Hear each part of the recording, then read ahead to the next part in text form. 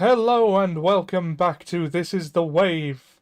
Hang on, why does it say sending data to YouTube and not streaming? Oh, now it says streaming. Okay. Hello you and sound to me. You might want to turn yourself down. turn myself down.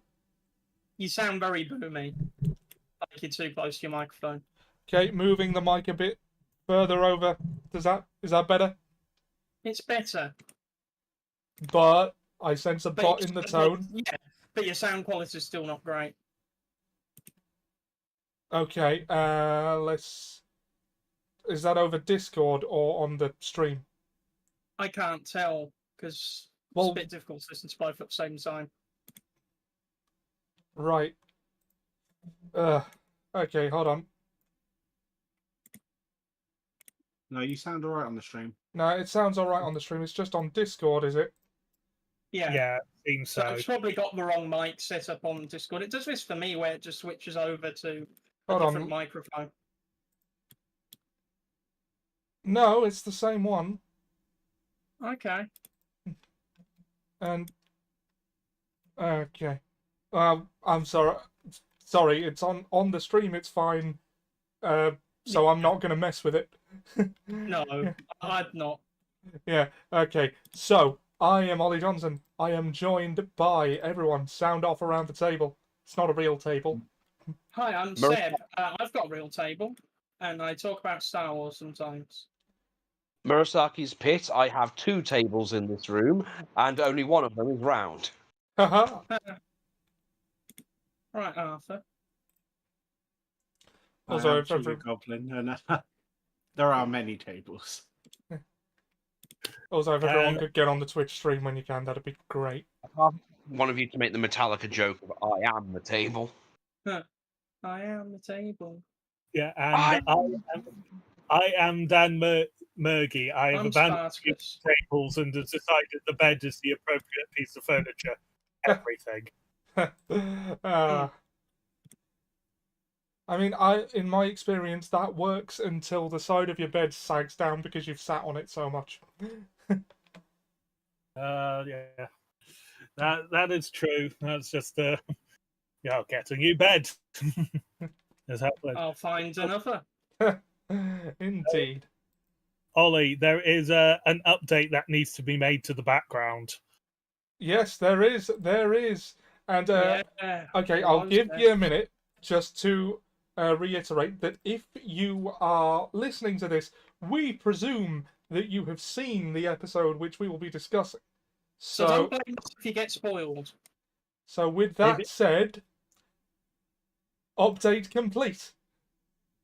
Yeah. Just yeah. Yeah. If you haven't watched it, sorry about the large spoiler. Go and watch it and join us again in 40 minutes. Yeah. But before we get to discussing the finale of The Acolyte, episode 8, The Acolyte, that's what it's called. Seb, you weren't here for 2 weeks now, so you have thoughts on episodes 6 and 7 to catch us up on. Why don't you take us away with that? Well, I really liked episode 6. It felt very Last Jedi Overhaul, playing devil's advocate, where the light side sister was listening to the dark side character Khmer, and the and then May was there listening to what what Saul had to say for himself.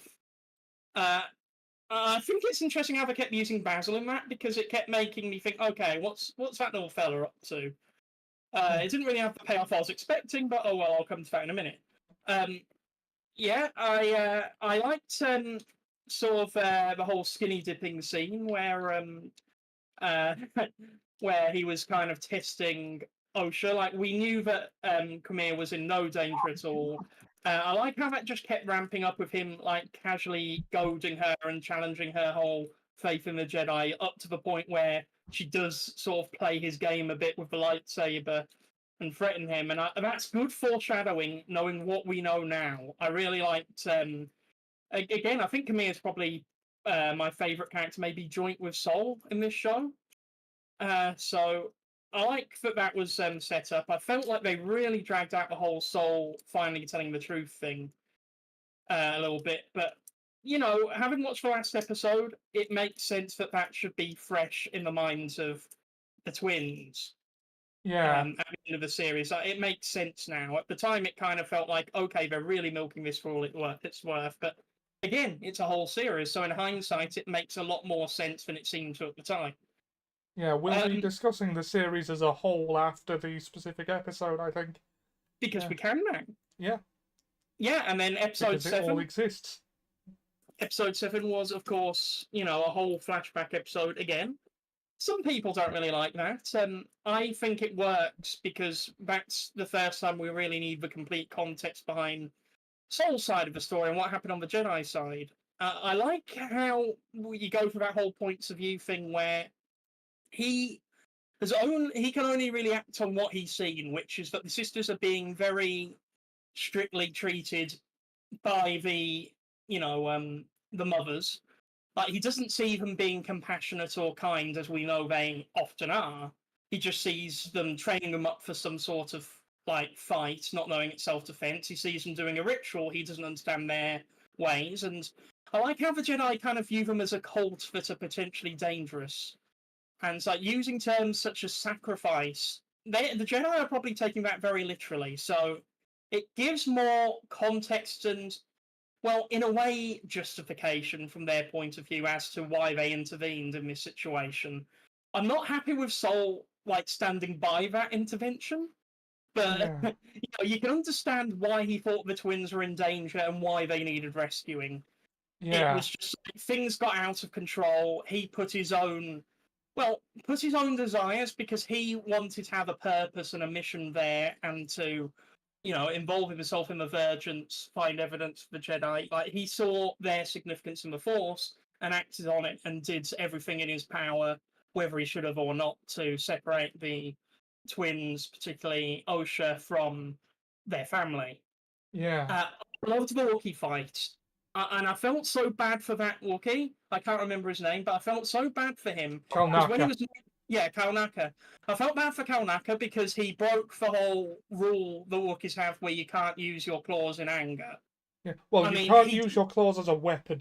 Yeah, exactly. And I saw an interesting comment from Leslie Headland where she said, and I agreed with this. This is what I was thinking even before I read the comment, that from the Wookiee society point of view, they would probably forgive him, but he wouldn't forgive himself, which explains why he isolates himself. They've all got something to feel guilty about. I kind of like how Master Indara was the voice of reason in the end, who was trying to stop things from escalating, but just couldn't get there in time. Which explains why it explains why she was the least miserable of them, honestly. Yes, and also, because she was just having a drink with her pals when May came in and killed her. I mean, I felt quite bad for her being the first of May's victims, considering that she was the least at fault. She did cover things up at the end. She did it with noble intentions, and that's an interesting theme because you have Vanestra doing the same thing, but we'll discuss that in a bit. It's sort of like there's a good theme through this show of good people doing bad things with good intentions, and that never working out in the long run. Because it's like that, the Horny Mother said, your own good intentions will be your downfall in the end, Jedi.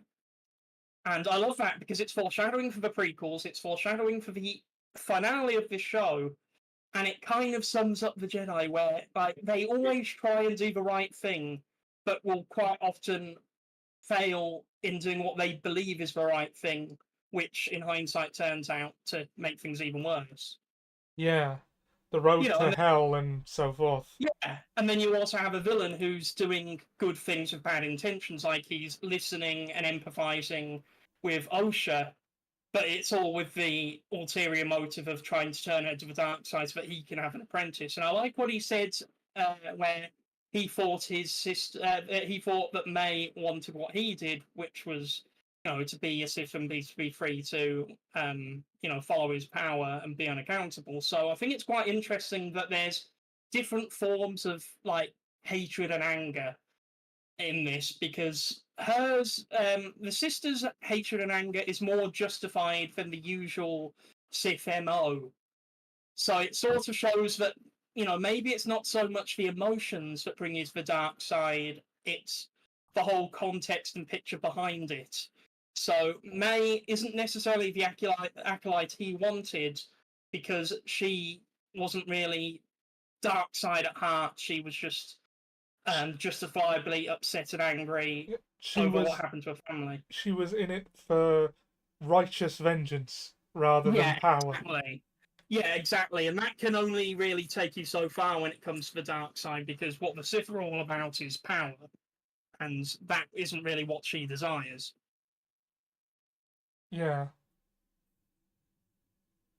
So yeah, I think that's quite interesting. I won't say too much more about it, because I feel like you guys already spoke about it in length last week and probably had even better insights than I did. So we'll just move on to the there's finale, one way shall to we? have found that out, sir. Yeah, I will watch them back. Don't worry, I'll get to that. Yeah. Okay, so anything else to say on the previous episodes? No, very solid. I enjoyed both of them. I felt like it was a bit of a drag for the penultimate episode to be what it was, but it worked out in the finale, because my thought last week was, how are they going to wrap this all up in one episode? And you know what? They found a way. Well, I think chief among them finding that way is the fact that the last episode isn't necessarily the end of the story. Yeah, exactly. I mean, I don't see how they don't do a season 2 after that. Yeah, well, some kind of follow-up. It might be another show, it might be a movie. Yeah. It could or it could just be season 2 of The Acolyte. Or it could just be season 2 of The Acolyte. Yeah. Okay, so now we're on to discussion of the finale. And, yeah. Guys, what did you think? Well, I mean, a lot was going on, and glad that I was right again on something. Go on. What were you right about? Oh, but I was right about Smilo Ren's master. Oh, being Darth Plagueis. No. Well, no, that was not what I said. No, I said that the Sinestra. person who trained him before. Yeah, I said that. Mint Imperial was his master.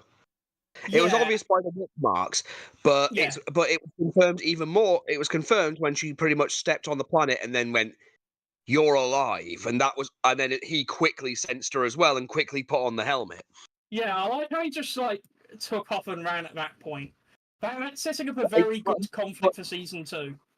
He even stayed behind to keep an eye on her, which I was saying to Trigger last night, confirms the whole either she trained him but did it fucking poorly and pushed him to the dark side, or I thought it was either going to be that or they had some kind of connection. But she mentions at the end, it's when she mentioned at the end to May the whole she wants her to help her find a student of hers. Yeah. But also, one thing I liked is that the Senator pretty much called out the Jedi in general, and oh yeah, he was good. She's been portrayed pretty much as a complete bitch this entire season with the way she behaves with everybody around her, and how she's with the Senator. Like, she is being intentionally vague for political reasons. And he's like, and she's living behind the whole. Well, the rest of the Senate don't share anything, and everything he says is true. Oh, I like that Senator character. He was not wrong to. He wasn't wrong. He is right that they have basically unchecked power. And I was saying, when you said we disagreed last night, but I said that she is covering shit up, even if she doesn't know what exactly she's covering up. No, I thought, to explain this, I thought that she might not have known that there was a Sith because she never saw it. But then I remembered the whole sensing him thing. Yeah, she definitely knows. She's covering. Well, she's covering stuff up because she is intentionally not sharing things with the Senate, and the reason she's not sharing it is because she does not want. Is that the Jedi at the moment?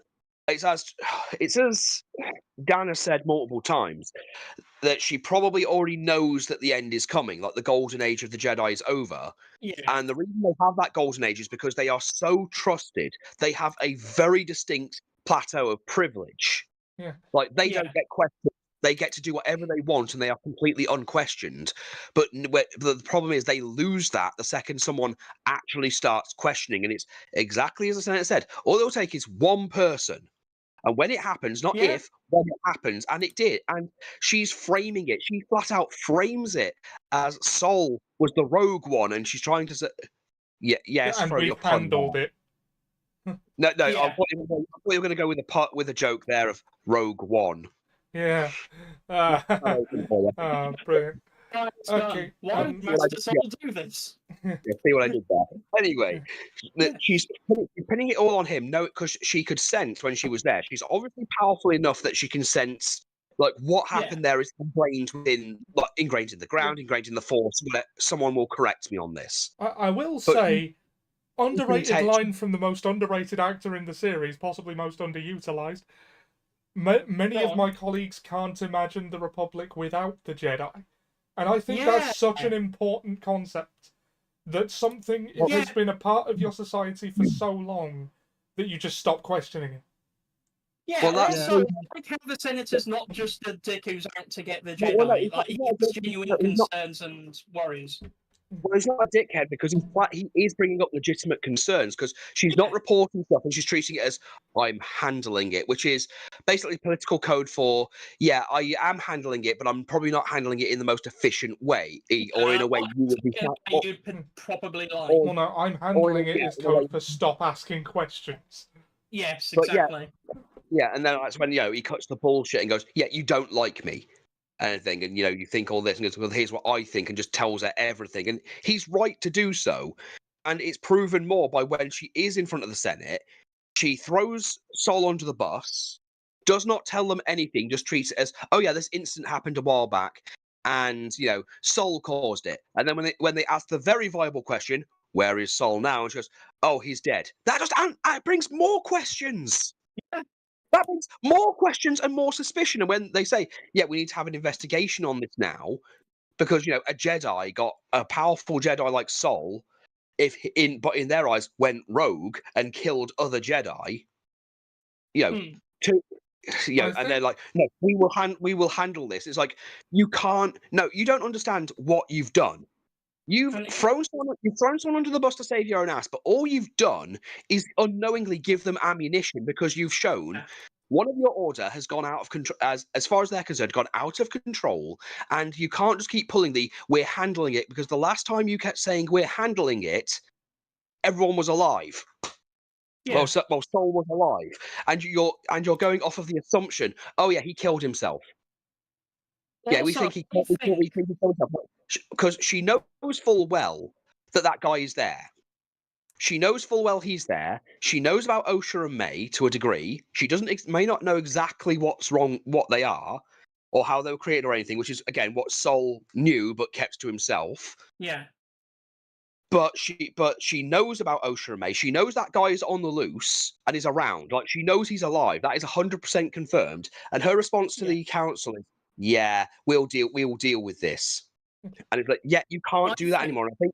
And even you can even see with the rest of them, they're like starting to judge, like, okay, this is serious. And her bullshit, her political machinations aren't going to work anymore, which is why she's trying to use May. Well, which the Jedi will be under a lot more scrutiny now, because no matter how she spins it, a rogue Jedi has happened. Yeah. Yeah, that's the point. She can't escape from that, and she's made it. It's hard to say what's worse. A Sith is there, which actually it's arguable, really. Like there's a potential Sith out there would mean that either the Jedi aren't strong enough, and they need to take the seriously thing, maybe with the backing of the senators, or no, this one rogue guy went rogue. And that she's trying to close a lid on the whole thing. She's like trying to say, he did all this horrible stuff and he killed himself. That's it. It's over. And like, no, it's not. This is a serious thing. And that's when she's like gone crawling to Yoda, which if Yoda's around at this point and he's not aware of the shit that's going on, honestly, that doesn't surprise me, because look at how he was in the prequel trilogy. Yeah. He knew exactly what the fuck was going on and did nothing about it to stop it. All right. Does anybody else have anything to say about the finale? for a bit. Well, that was just one aspect of it, but I wanted to get that, Miss Mint Imperial out of the way. Yeah, If you don't she like Miss seems Mint to be your Imperial, bugbear of choice in this series. I'm Miss sorry, but Imperial. I'm sorry, but if it walks like a cunt, acts like a cunt, and behaves like a cunt, I'm sorry, I'm going to call it as I sees it. All right, And- calm down. It's And as I probably said, a politician. okay, a bit more safe version. Okay, a safer way. She's meant to be a Jedi Master, and she is very passive aggressive for a Jedi Master. Yeah, because There is no emotion. There is peace. And the fact that the senator keeps bringing up their emotion thing just trails back to the shit we've been saying for the last few episodes here. Is that for Jedi, these people are way too emotional. that's true. Yes. I'll leave it with that because I wanted to get Miss Yeah, Acolyte. whereas you, Sam, are, a paragon of calmness. Now, Well, come on. to be I just fair, Mora's not a Jedi and doesn't Mora have is- Jedi That is powers, true. at least as far as I'm aware. That's Mora true. is claiming I to never be in played. complete control of their emotion like a colon arm master. Yeah, that's true. The Jedi in the series Maybe. have the control over their emotions like a pissed off built badger. Well, a badger with a bum full of dynamite. Dan, you sounded like you were going to weigh in. I agree with a lot of things. This is probably Venestra's worst showing until we knew she was political and conniving. But immediately after the meeting with the senator, and she was furious with Mog that he let the senator into the command center. Oh yeah, that was a point I forgot to mention. Like, she seemed like it's kind of like you let the dog on the sofa kind of thing, or you let someone in with muddy paws. Like, she's very offended that how dare these senators go somewhere where they would probably normally be allowed to go. But this is my. It's more like this is my Jedi order, mine. Well, I think we might Terrible be. politicians do their job and look out for their constituents. So sorry, Dan. Go on. Yeah, it's she is at no point in that is she even putting on a sufficient level of welcome to even make the senator think that she might actually be happy or even willing to negotiate with them. I was going to say she's not even trying. Like, she's very upset to see him. She's extremely vague with her answers. Like, she's not giving him direct answers he needs that would be simple. Or she's just trying to give him whatever answer she thinks she can use to get rid of him as quick as possible. Yeah. Or give as little cooperate. Like, she's not being. I think the nicest way to put it is that she's trying not to be cooperative. Yeah. The nicest way I put it. Which again, it's funny when the senator goes, "I am going to be reporting your vagueness, to the rest of the council." But also, it would have been very easy to write that character as someone with a vendetta who's being unfairly, prejudiced against the Jedi. And I'm glad that this show didn't do that, because that would have been so easy to do. He just seems like a guy who, legitimately respects the Jedi, but thinks that they have too much unchecked power. Yeah. Well, yeah, he generally to me came across as he's more worried that it's unchecked.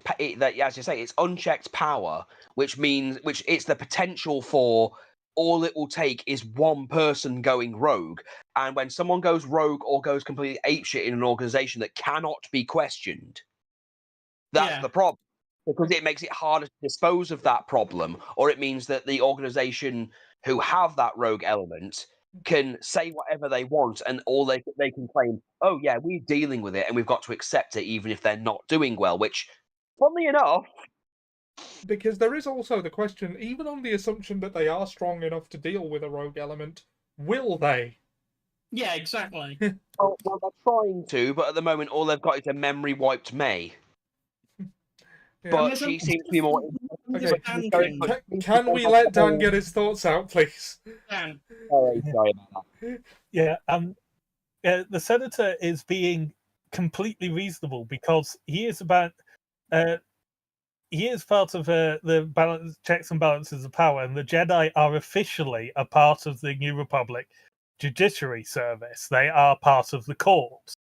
essentially. So they should be available to review, and they have been since like the best part of the Republic's lifespan, which have confirmed in Disney as well as in Legend is 25,000 years. Now, this is an organization that has been building a power base since the earliest days of the Republic. Yeah. Most of the systems in the Republic will not have been in the Republic as long as the Jedi. Indeed, I think there's only about 8 planetary sectors or sectors that have been in as long as the Jedi. And amusingly, barely any of them are human for the human domination of the. Well, Of the- does that? Are you trying to say that they've been in power for so long that they're kind of overdue for a review anyway, because an organization can't be around this long without being unchecked? In all honesty, they're overdue a complete destruction and a rebuilding and restructuring. In which, granted, they do get it, but the entire government gets it at the same time. Even if the Jedi were actually living up to their promise of what they were meant to do, you need to review and quite often demolish and rebuild organizations. Part of the problem with the current civil service is it's designed for an age that doesn't exist, and the Jedi are very much in the same boat as that.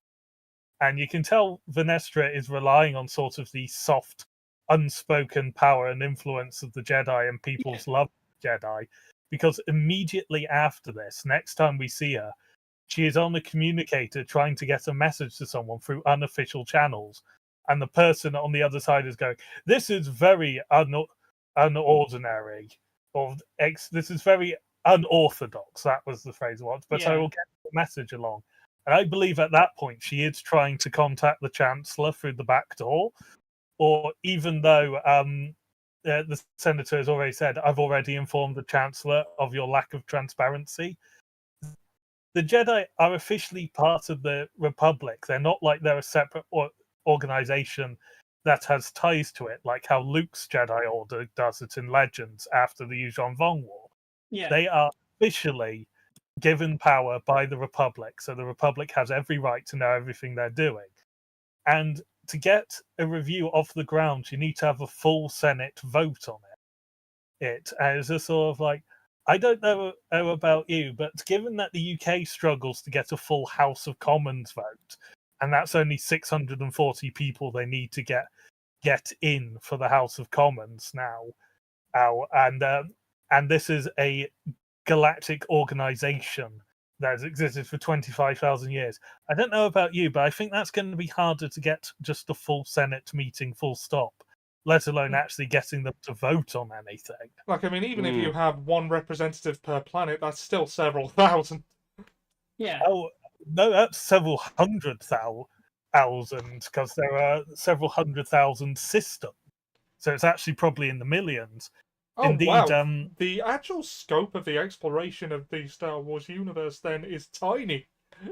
Oh, God, yes. No, it's like Star Trek, the original series, explores more of the galaxy than all of Star Wars does, pretty much. But, yeah. So you'd say that the Senator has made a legitimate and peaceful request. Yeah, and the Jedi have essentially utilized their soft influence to probably put this off for millennia, frankly. And there's probably periods like the Great Hyperspace Disaster where they lived up to the contract they're a part of, so it wasn't felt that they needed to review it. But this is the end of the Jedi's golden age, so the cracks are definitely showing. But, yeah, well, you said before that the cracks were showing, so yeah. But a bit of information to also sort of show like how the Senate works. Part of sort of like Dosh and Kashyyyk are in the same planetary system, the same solar system. Yeah. Each of those planets has a sentient race on it, the Trandoshans and the Wookiees. A lot of the grief between those two species as to why they hate each other so much and why the Trandoshans will happily enslave the Wookiees at any given opportunity is because, according to the Republic, the Wookiees are the main sentient race in that planet, in that sector of space, not just the solar system, but the entire sector. They are the dominant species. So a Wookiee has always represented the Trandoshan interests. And that's sort of the problem. It's not even like they've got one representative per solar system. They've got one representative for huge swathes of space. And it's often leading to, like, sentient species being represented by people who aren't members of them and who have actual grudges against them. So the Senate I can see how that would become a problem. That's really interesting. The Senate is far from perfect, but the Senate also gets overviewed by independent organizations within the judiciary, and the Jedi actually seem to have a role in that in the past. So having an independent overview conducted of the judiciary and the Jedi is perfectly reasonable, especially when you've got things like there's someone going around murdering in Jedi and the Jedi are hiding it. And also for the last 6,000 years, every time the Sith have resurfaced, it's because the Jedi have something's gone wrong with the Jedi. It's not like it's this is something that will happen and hasn't happened before. This is something that has consistently happened for 6,000 years. It just hasn't happened in the last 900, which is actually a surprise. Because the original Sith Empire, as we know it, was founded by the exiles from the 100 Years of Darkness, a dozen Jedi Masters who became the first Dark Lords of the Sith. The Great Hyperspace War was that empire crashing into the Republic. The old Sith Wars, Exar Kun and Ulic Quel'Dura falling to the dark side and creating a Sith Empire and attacking. The conflicts in KOTOR and KOTOR 2. As far as I'm aware, the Old Republic timeline is still considered canon. It's bits and pieces of it are, but whether the exact dates is not entirely clear. But Revan, a Jedi who fell to the dark side and tried to conquer the Republic. Sion and Darth Sion was a Jedi who fell to the dark side and joined up with Darth Traya, another Jedi who fell to the dark side. Nihilus is about the only Sith sort of like who had gained any level of power and control at a high level, who wasn't originally a Jedi. He was neither Jedi. He had no training. Also Palpatine. Pardon? Also Palpatine. Yeah, Palpatine. But he the rule of two Order of Siths came out of Darth Khan's Brotherhood of Darkness. Darth Khan's Brotherhood of Darkness, K-A-A-N. And that was created by a group of Jedi who had broken away from the Order, decided to revive the Sith and try and conquer the Republic. Darth Bane, who taught them, who created the Order, learnt from former Jedi, and his apprentice was a former Jedi, as indeed was Dooku. But every major sort of Sith Empire is born out of a group created by a group of Jedi have gone rogue. So the fact the Republic still gives them official power is idiotic, because every time a Jedi goes rogue, millions to billions of the Republic citizens die. Are you trying to say that the Sith are about to rise again now because of the Jedi being fucking women? Well, yeah, we know they do. Yeah, This quickly.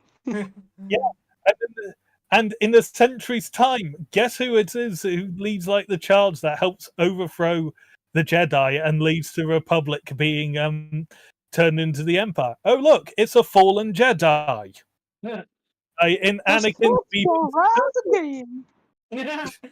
It truly is a fallen order. Yes. So, frankly, the Jedi are relying on 19,000 years of where they haven't messed up that badly. Yeah, they're lucky we've got so much goodwill.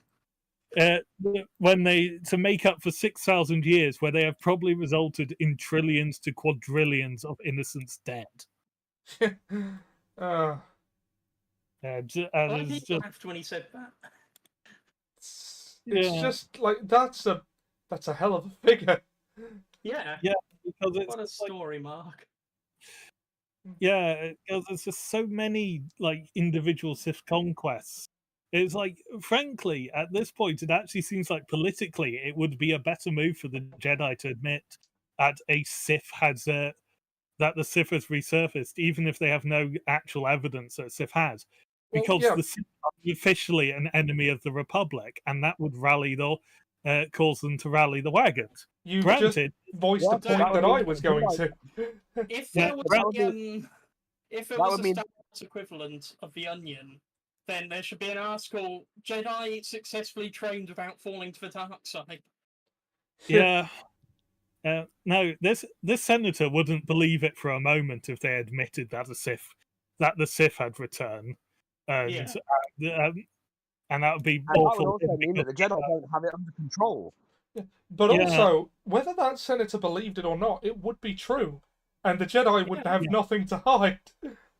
Yeah, but of course the Jedi, they can't conceive at this point because they've just had their golden age, and the Sith haven't returned. Most importantly, at the height of their power, so they can't conceive that the Sith are there because the rule of two is so outside of the usual Sith wheelhouse, which is build an empire, launch fleets, conquer the galaxy, try to kill all the Jedi.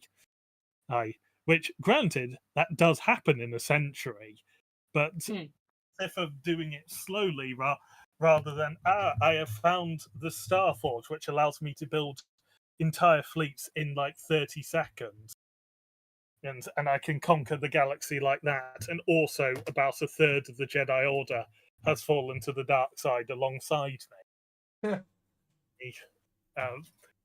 Granted, I went off the topic of saying this senator is right to be calling for a full review of the Jedi. Yeah, but Frankly, the Jedi's record on this matter is actually pathetic. Compared to expectations, it's not out of Star Wars themes for the Jedi.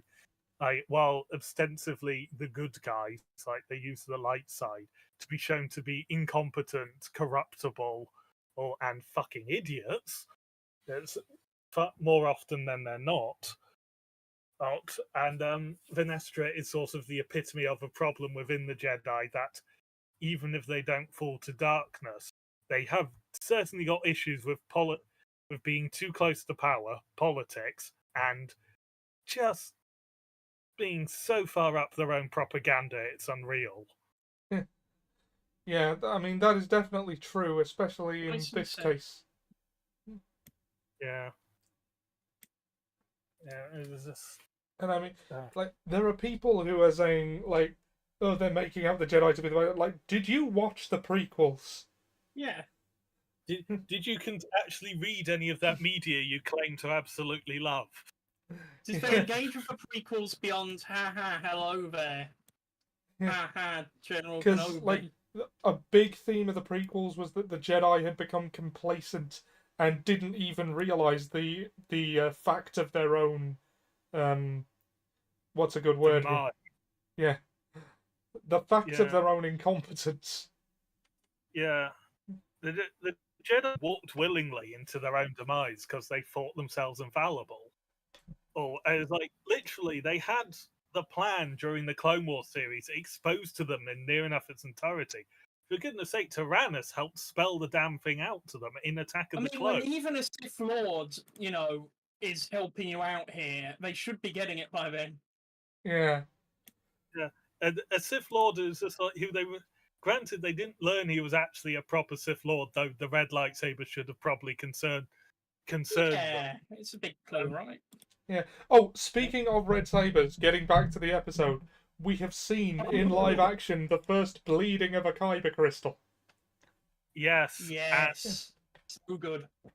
I like the scene. I have seen complaints about it, and to answer the complaints that it wasn't as showy as it has been in other things, it's because those are comic books where they have to do a lot of things in the panel to actually show what's going on, because it is a static medium that goes panel to panel and skips bits. You don't see every panel moving to give a fluid flow of a lightsaber fight, for example. That's why there's lots of energy sparking off all around it. That's Yeah. reason one.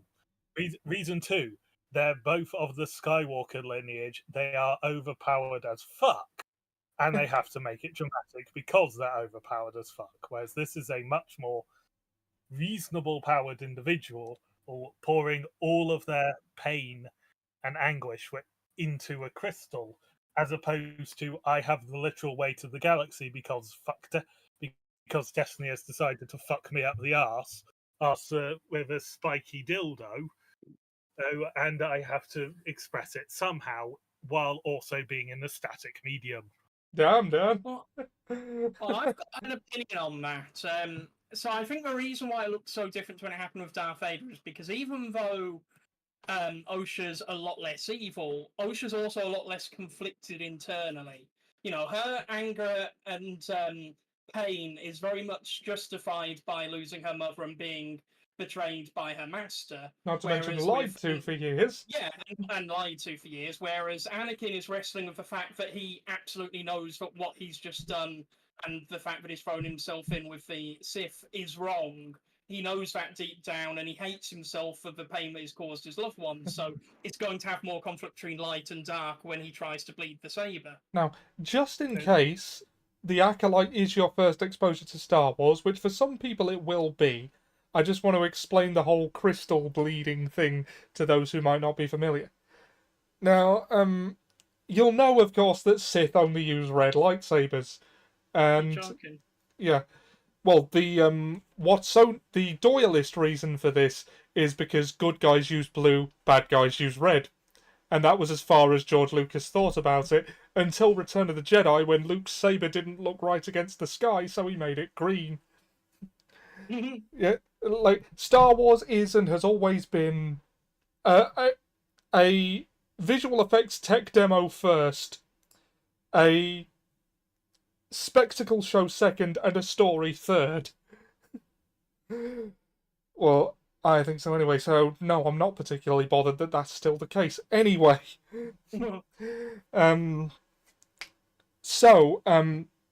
there were two explanations depending on canon as to why the Sith only used red sabers. I think there were two in Legends, the first being the Sith homeworld just had a lot of them.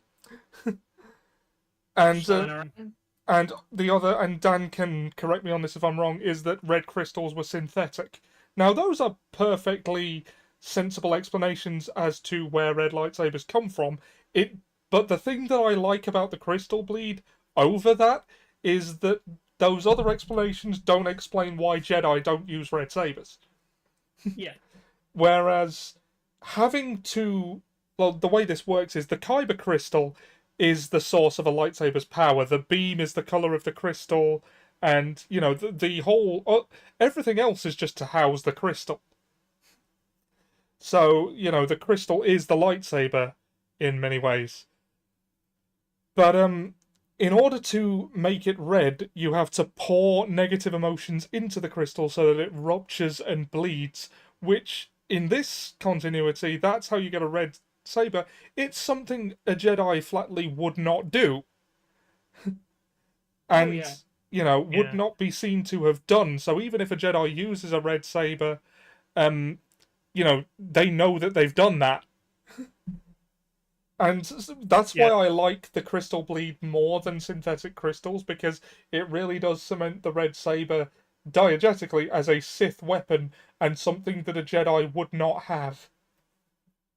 Yeah, and I agree with that. There is one small bit of lore as to why they have to bleed the crystal, because as it turns out, Kyber crystals are naturally connected to the light side of the Force, which is why so they will actively try and rebel against the Sith if they try to use them. Weapon.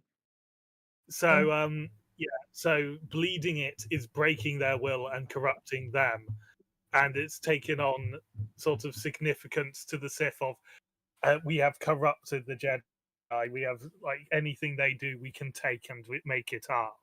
So it's taken on that sort of significance as well of, aha, we are superior because behold, red. Wasn't that part of the reason why Palpatine hated using a lightsaber?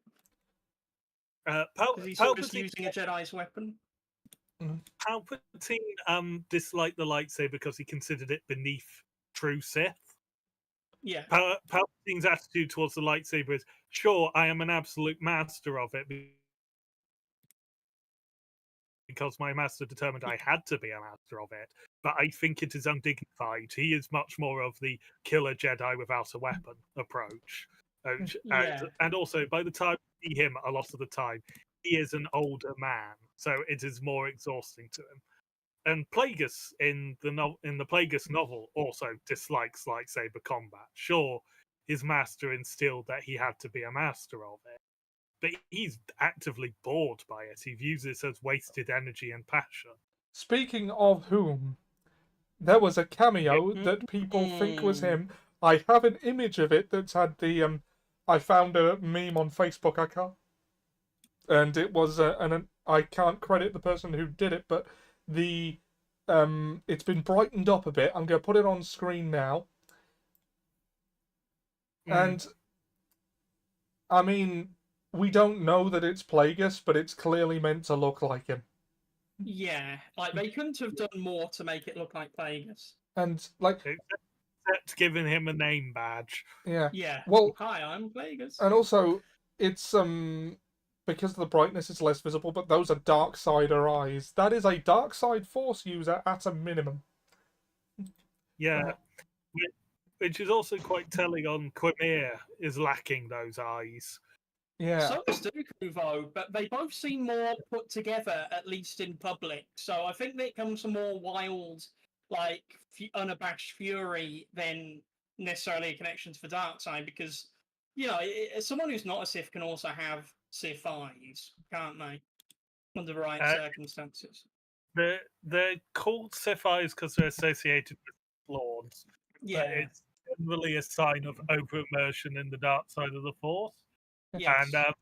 And Jason Solo in Legends started to get them when he stopped thinking of himself as when he crossed the line of thinking that he's using the dark side to achieve a necessary good by using the power of evil, to started thinking himself as a galactic ruler.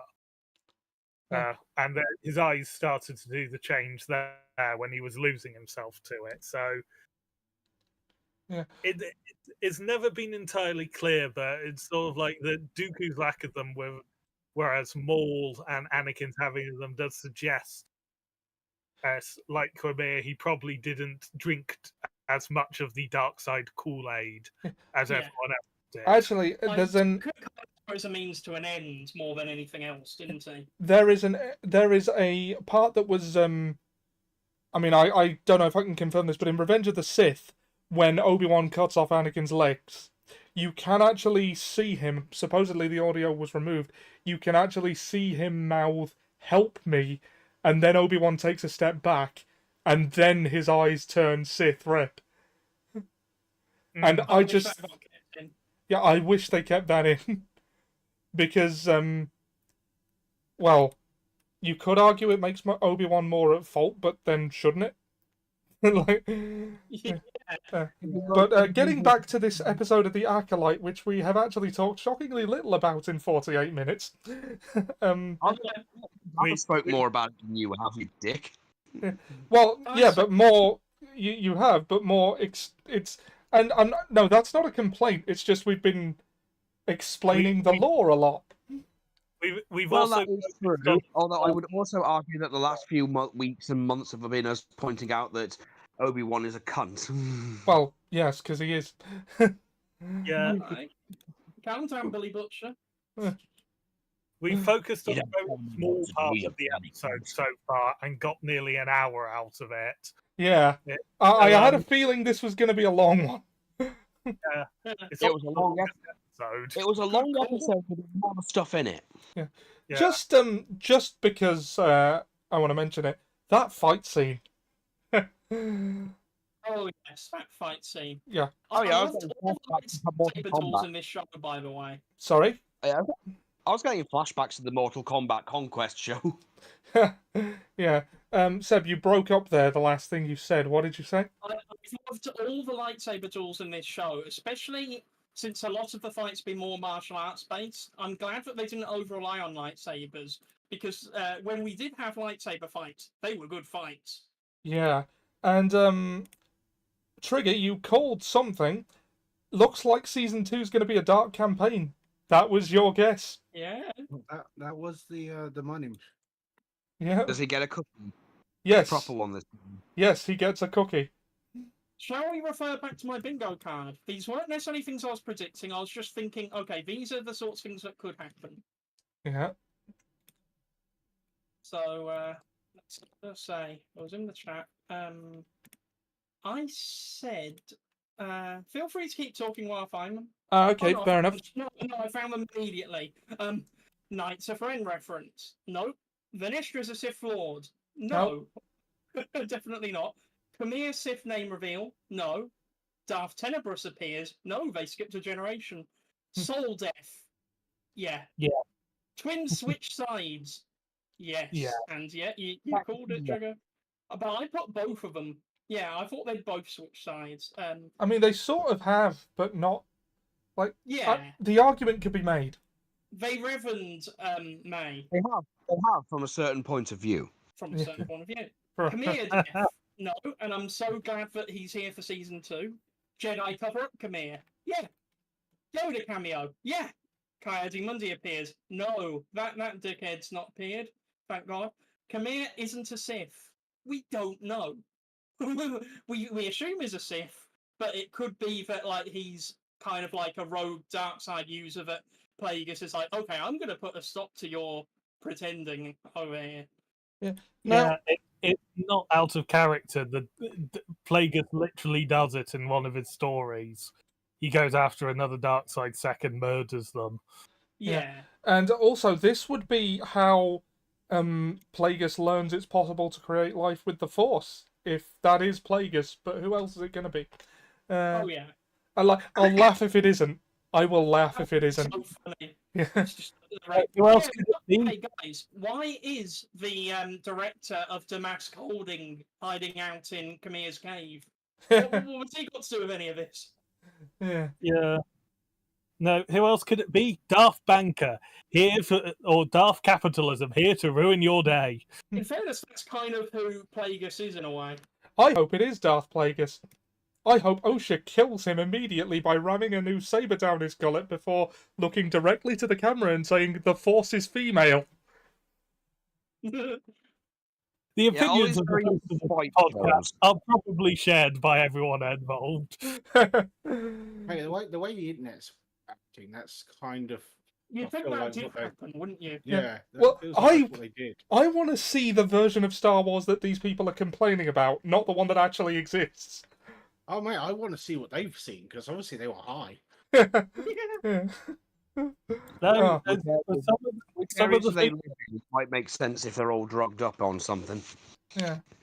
Trigger, we haven't really heard from you yet. What do you think of the finale? So give me 2 seconds. My microphone, my headset just started blinking then. Oh, bugger. A minute. Although I will just mention while Trigger's sorting that out, I did the math for you, as you know. I messaged you with it for the total runtime. How much was it? You said the credits were 7 minutes, right? Why can I not? I can't hear. Give me 2 seconds. 5 to 7 minutes on some of them. But yeah, it was roughly 7 minutes for most of the episodes. So if we take away 7 minutes, the full runtime is 308 minutes.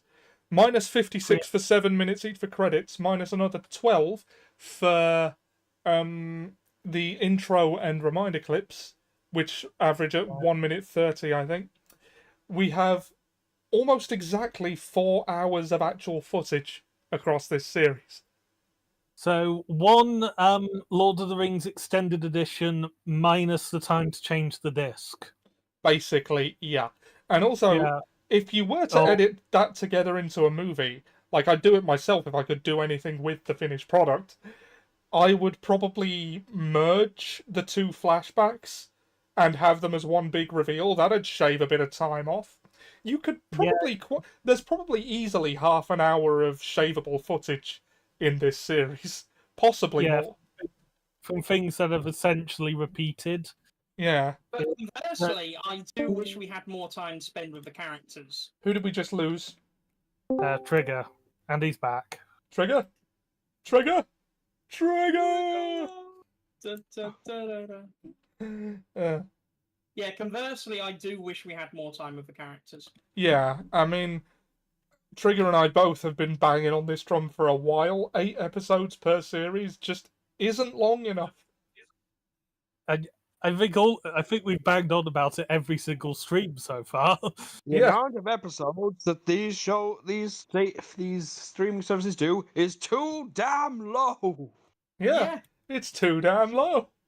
I do miss it when shows would be multiple seasons with just like an episode where a character fixes a car, so you get to know how he interacts with everyone and what his wants and desires are. Well, that's a big part of characters in TV series is spending time with them, and there just isn't enough time with these characters. Especially if you're not going to make them, if you won't make the most of your medium, you may as well just make a movie. Yeah, like I mean, I think you could edit this down to a pretty good movie, and you could probably get it 2 or under 3 hours.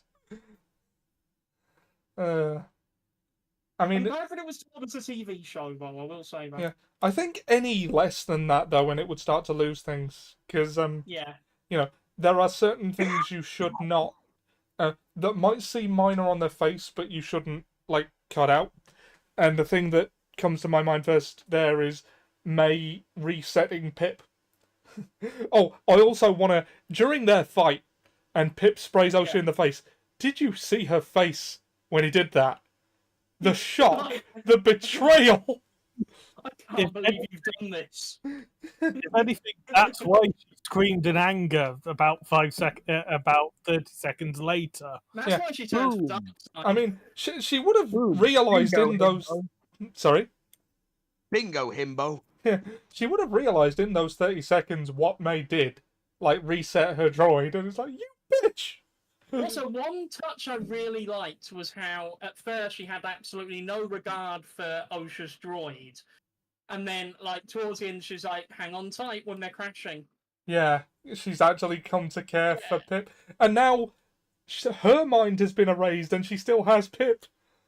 Yeah, I love what they've done with that, because now she's a blank slate. They could do so much with her character in Season 2. Yeah. I don't know if they will, but they have the potential to do some really interesting things. Well, we don't know that Season 2 will happen. Well, no, but I feel like the way the show was done was Leslie Headland double daring them, like, come on, make Season 2. You've got to do it now. Yeah, and also, hasn't the Acolyte actually done really well? It has. I mean, if you believe how many Rotten Tomato reviews they've had even more of a cultural impact than the movie The Batman. Because, like, tens of thousands of people have watched the Acolyte. I think they haven't necessarily liked it, but they've watched it. I think Leslie Headland had the right attitude to review bombing. I remember reading, she said it won't really make a difference because if you are in the Star Wars fandom, you know this happens. And if you're not, you're probably not paying attention to it anyway. Yeah, and it's... Yeah, and then there are those people who will go out of their way to deny it's happening, and you just go, "Well, you're clearly an idiot." Yeah. And as we know, you can generally find an idiot on the internet quite easily because everyone on the internet feels braver to show who they are because of anonymity. To speak does not make you intelligent. Yes, I was deliberately trying to avoid that quote. I thought you were going to go for Mike Tyson's one where it says being anonymous on the internet has made people more tolerant to not being slapped in the face. Yeah, because people online are more likely to say opinions they would normally keep quiet for fear of being punched. And sort of like people also tonight, no, they're not review bombing it. As like I shared last week in in chat. An hour before Acolyte episode 7 was releasing, so no fans had seen it. It already had nearly triple-digit negative reviews about it, saying about how bad the episode was, how bad the dialogue was, how bad the pacing was. It wasn't shown until an hour after I saw that. And it was Dan, all. there's no review bombing in Ba Sing Se. Fortunately, we're not in Ba Sing Se. But we're not in Ba Sing Se, are we? Yeah. Are you Well, alright I there, was Trigger? You're still being very quiet. Has your headset cracked down on you?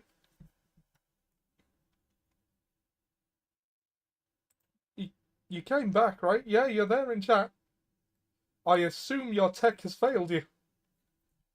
Ricker. Do not be too pleased that this technological terror you have created. The ability to destroy a planet is nothing compared to the power of the Force. Don't try and scare us with your ancient religion. Don't try and frighten us with your sorcerer's ways, Lord Murgy. What about the fact that Osha did what May couldn't? Yeah, Yes. killed a She Jedi killed without a May. weapon. Yeah, she killed without Yeah. a weapon. Ah, good. You noticed. It was me that kept grabbing the lightsaber, wasn't it? And Osha was the one who ended up taking it. Also, how thematically brilliant is it that it was Soul's lightsaber that she bled? Yeah, that was Oh, good stuff. so fitting. Yes. It's because of something like that that makes me think it is more likely that Quimera is going to turn out to be a member of the Knights of Ren in the long run, and because the lightsaber has some superficial sort of resemblances to the Ren, the lightsaber that signifies leadership of the Knights of Ren, until Kylo comes along and just abandons it and bleeds his own lightsaber after. But it's like everything on sort of like the deals between Osha and Quimera have been essentially sworn on the lightsaber, and that seems to be sort of the connecting bit between them. Yeah. Which... I just want to say I really like the shot that Sol and Khmer's fight ends on, when he does the just single tempo riposte to cut the lightsaber hilt off, just one movement. That was clean. Yeah. Yes. Very much drawing back to the samurai sort of sword fighting style that clearly inspired early lightsaber duels, but was never quite done in the same way. Yeah. It is just a clear shot, and like at that point, Quimera is just sort of like he is ready to surrender to his fate. I don't know why. He still has the dagger. Don't give up. He did lose that fight, and I kind of like that because he was right to be afraid of Soul. Yeah. I did notice that Quimera did not have his Cortosis bracer on.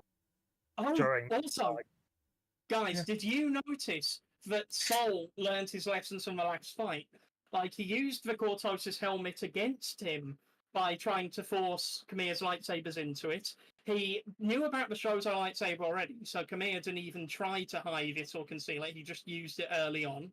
And also, I can't remember what it was, but there was a move that was used against him in the first fight, which he completely dodged this time. I can't remember what it was. It was the throwing of both sabers. He just sort of that's it. And then there was the flying punch thing, and it's like how anime was that part of the fight? Yeah, loved it. Yeah. Also, the wide shots. I've noticed why there's so many wide shots on Khmer's planet. It's because Plagueis was watching them. He was watching him skinny dip. Yeah. Yeah. I'm just gonna hold on. Say that again. Kick the ass. I'm just gonna get up the picture of Plagueis creeping from the cave.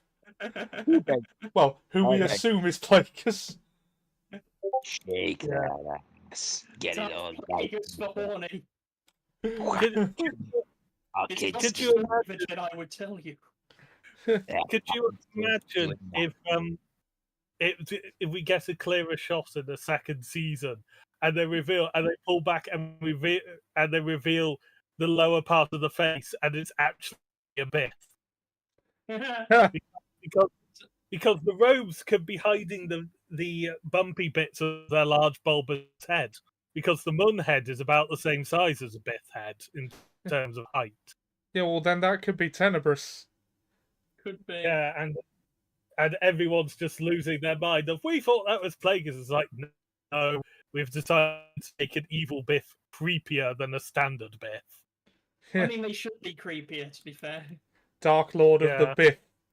Yes. Yeah. I honestly thought that they would show Tenebrous before they showed Plagueis, because I thought Plagueis would be too obvious. There's only 100 years between now and the Phantom Menace. I don't think there's time for Tenebrous. Probably. Because, not. like- It's time for Tenebrous. Because he's got to find Palpatine reasonably young, and Palpatine's going to be born in the next 50 years or so. Isn't that Yeah. something you get Yeah. in your joints? Sorry? Isn't that something you get in your joints for an ear thing? No, that's tinnitus. Darth tinnitus. Tinnitus. I love that I fixed my thing just in time for a joke. Yeah, brilliant. Okay, Trigger, we have not heard from you enough. Tell us your thoughts. Yeah. BRB. See now, I personally think that this, with some editing, would have been a better film. Yeah, I agree, actually. Like, there are some points in this film that if you edit it out, wouldn't change the flow of it. It just, Disney and their series is really just keep going for me as this feels like a film that you didn't have enough confidence in. A pretty Well, long film, but basically- still. That's what the Book of Boba Fett was to me. Yeah. Because you think of all the series stuff, there's a lot of stuff you could probably whittle down. Yeah. I mean, we could have lost almost a whole episode with combining the flashbacks for a Yeah. more cohesive point, and it'd be like maximum Star Wars film is 2 hours 48 minutes. So You could probably get this down to that. I think you could, and I feel like it would have been better. I'd try it myself if I could do anything with the finished product without getting sued.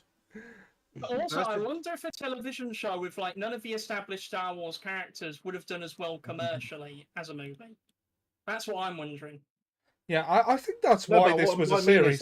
They could have Yeah. made it. They could have made it a straight to Disney Plus film. It's the same Yeah. problem I have with Hawkeye. Hawkeye runs like a film, and it's like there's bits that you could have cut out because it doesn't need to be a TV show set up. I feel like the Disney don't seem to understand the difference between long form and short form series is. Because there's an episode of Rick and Morty where they explain the canonical and the episodic, and I think Disney, maybe you need to try doing episodic instead of this continuous thing, because every time you do a continuous thing for me, it feels like a film. And as a screenwriting student, I can confirm that Dan Harmon knows his stuff and should always be listened to on these things. I see. I do think, yeah, there wasn't a very episodic feel to this series. I think that's what a lot of people are complaining about, in my opinion. Well, a lot of the more reasonable people. The reasonable people, not the crazies, Well, are complaining more. Mm. Because that's the thing, it's like you're getting huge chunks of really good stuff, and then you're getting slow episodes, and it's like, I kind of see your point. Yeah, and But like it's one of those things that Disney are just they're notoriously bad for. I mean, at if the you cut moment. out the credits and reminder clips, the whole thing is still only 4 hours. Like, there are longer films than that, as Dan pointed out. I say if you take one whole episode out for combining the flashbacks and removing some of the stuff that you don't need to explain because you're in film. Yeah. Also, I think I feel episode like you 4 get could have that. been done, like, episode 4 could have been tacked onto the end of the first flashback. I don't think that needed a full episode. I like the order in which things were revealed. That's something I'll say. Yeah, so you wouldn't mess with that. Although, if you combine the flashbacks into when Soul is explaining things to May, you would have to edit the dialogue as well around things that the audience wouldn't know yet to preserve the mystery. So Yeah. there's probably some more cuts you could make Well, there. yeah, that's the thing. You could cut There's down ways to do it, right? because isn't it? You could cut down a lot of the scenes, like the main confrontation and stuff, and just have it from her point of view. So you see a couple of the bits, like all of the Jedi stuff. You could probably funnel out because she wasn't present for a lot of it. I mean, The Last Jedi did something very similar in a very succinct amount of time. Yeah. Or maybe you could sprinkle the flashback over, like as you learn of it in those in the last couple of episodes, and Yeah, there are ways you could do it without dedicating an entire episode to a flashback from a different perspective. yeah. Well, that's the thing. They dedicated 2 episodes to flashbacks. Yeah. Fully, and I'm like, And it was the same flashback. yeah, I'm like, oh. Lucky that I liked that flashback in the first place, otherwise it could have been tedious. Well, I There's a got lot of my retreading. Wookiee fight. I don't care. I got my Wookiee fight. And what a Wookiee fight it was! fight. It was such a good fight. Yeah. Yeah, well, he got what he wanted, and that's all that matters.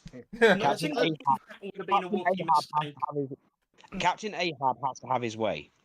But that was my biggest complaint on it. It was like, you just there's something wrong with the pacing on this for me, and it was just like, it's the same thing as I said. I've had a lot, I've seen WandaVision, I've seen She-Hulk, I've seen all of the Disney's bring into their shows. I think And none of WandaVision was them- probably the best of those. Yeah, WandaVision was the I'm not gonna lie, closest, at but it's first still I thought you were saying WandaVision, we and are. I was trying to rack my brain to think what was WandaVision.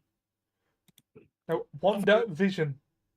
Yeah, I thought you meant like one division as in to divide. Yeah. And I was very confused. And then I was like, oh, WandaVision. Okay. But yeah, but I don't think that's a downside of this show in itself. But again, I think if they just released it as a Disney straight to streaming movie and trimmed some of the fat off it, I think it might have done better. Yeah. Although I think I The know. proof's in the pudding, right? Yeah, I think I know why they didn't, and it's for the same reason they don't just drop all the episodes at once like some Netflix series. It's to get you talking about it for longer. I mean, we've got 7 podcasts out of this. Mm. Yeah. I mean, missions, succeeded. Yeah. I think that's probably one of the big factors of that decision. Yeah, as I was probably the one who was most verbally resilient initially to the idea of it being a film when it brought it up, I will concede that yes, it probably would have worked fine as a film, quite possibly as a duology or a trilogy if we get a second series. The funny thing is, Depending on if this was a film, I would be very eager for the next part of it. Yeah, Yeah. Because I'm like, Yeah. What trilogy, right? Yeah. yeah.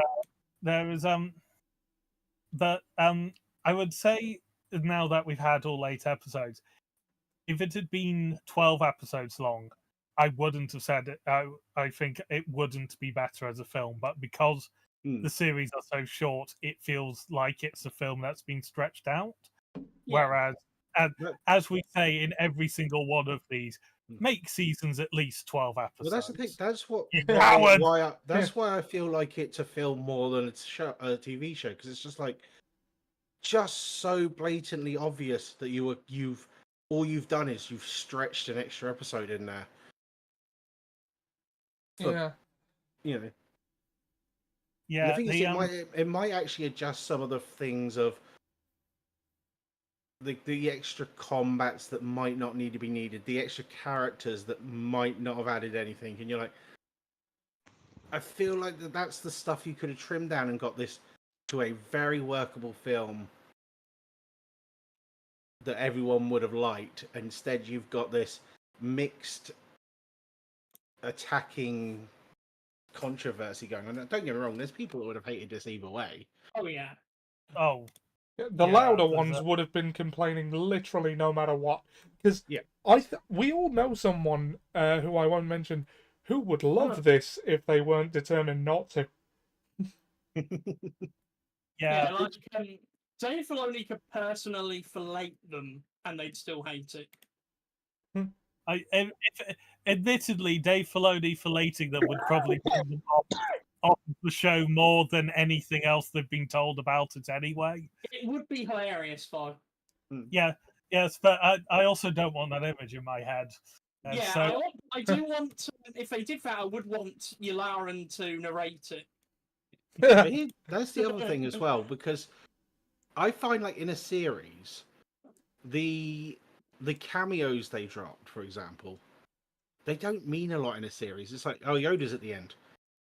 Yeah, that means less to me That than means nothing in that means nothing in series. So we could cut that scene out. Yeah, that scene was a post-credits scene for a movie if I ever saw one. Yeah, exactly. yeah, though it does that one, unlike that one, like a post-credit scene, had a lot more implications than just what the scene has. A lot of it probably will not reflect well on Yoda, especially if we don't get a second season. It makes it look like Yoda's known the truth of this for 100 years and has actively worked against resolving the problem. We're going to find out Yoda was evil all along. I mean, that was part of the plot of Dark Rendezvous, who's a legend novel, was to turn Yoda from the edge of corruption to full evil. And yeah, there was that episode of the Clone Wars where Palpatine kind of tried to do that. I'd like to think that Yoda has known for a very long time how everything was going to play out, and it's like, you're a son of a bitch. Also, we haven't seen Yoda's face, so we don't know how deep he is into his whole, fentanyl and his addiction, ketamine addiction. Oh. Do we know if he owns a 2001 Honda Civic at this point? I think this show brings up a very interesting thing, though. Me and Hawk were talking about this, and it's like the whole premise of the Jedi Order, just going around taking children, lends itself to, corruption and darkness in it.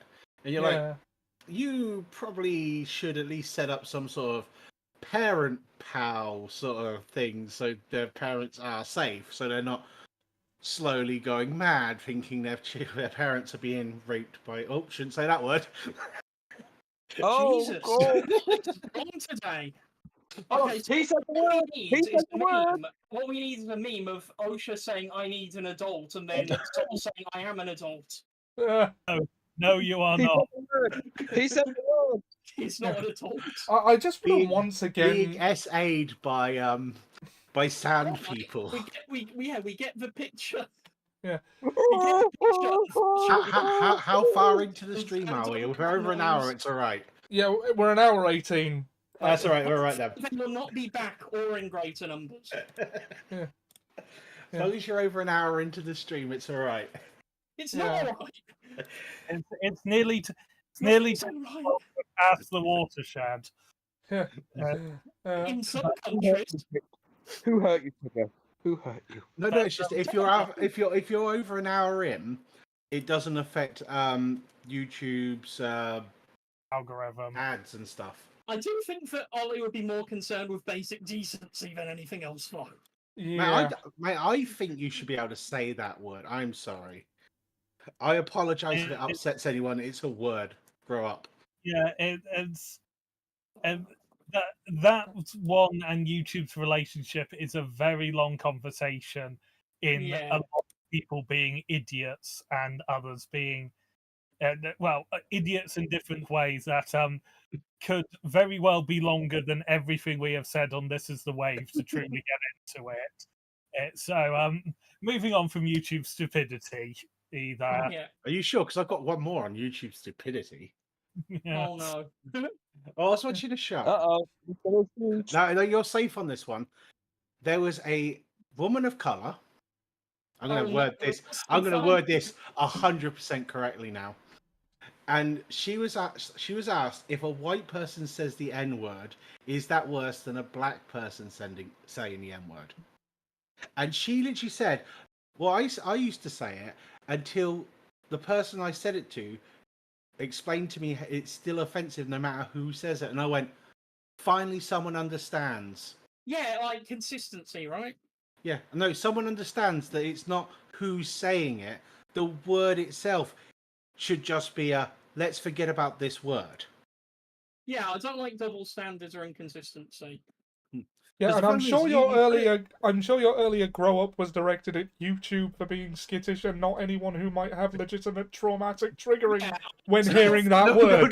no. I was more thinking about the quality of Ollie's channel than anything else, to be honest. No. To clarify,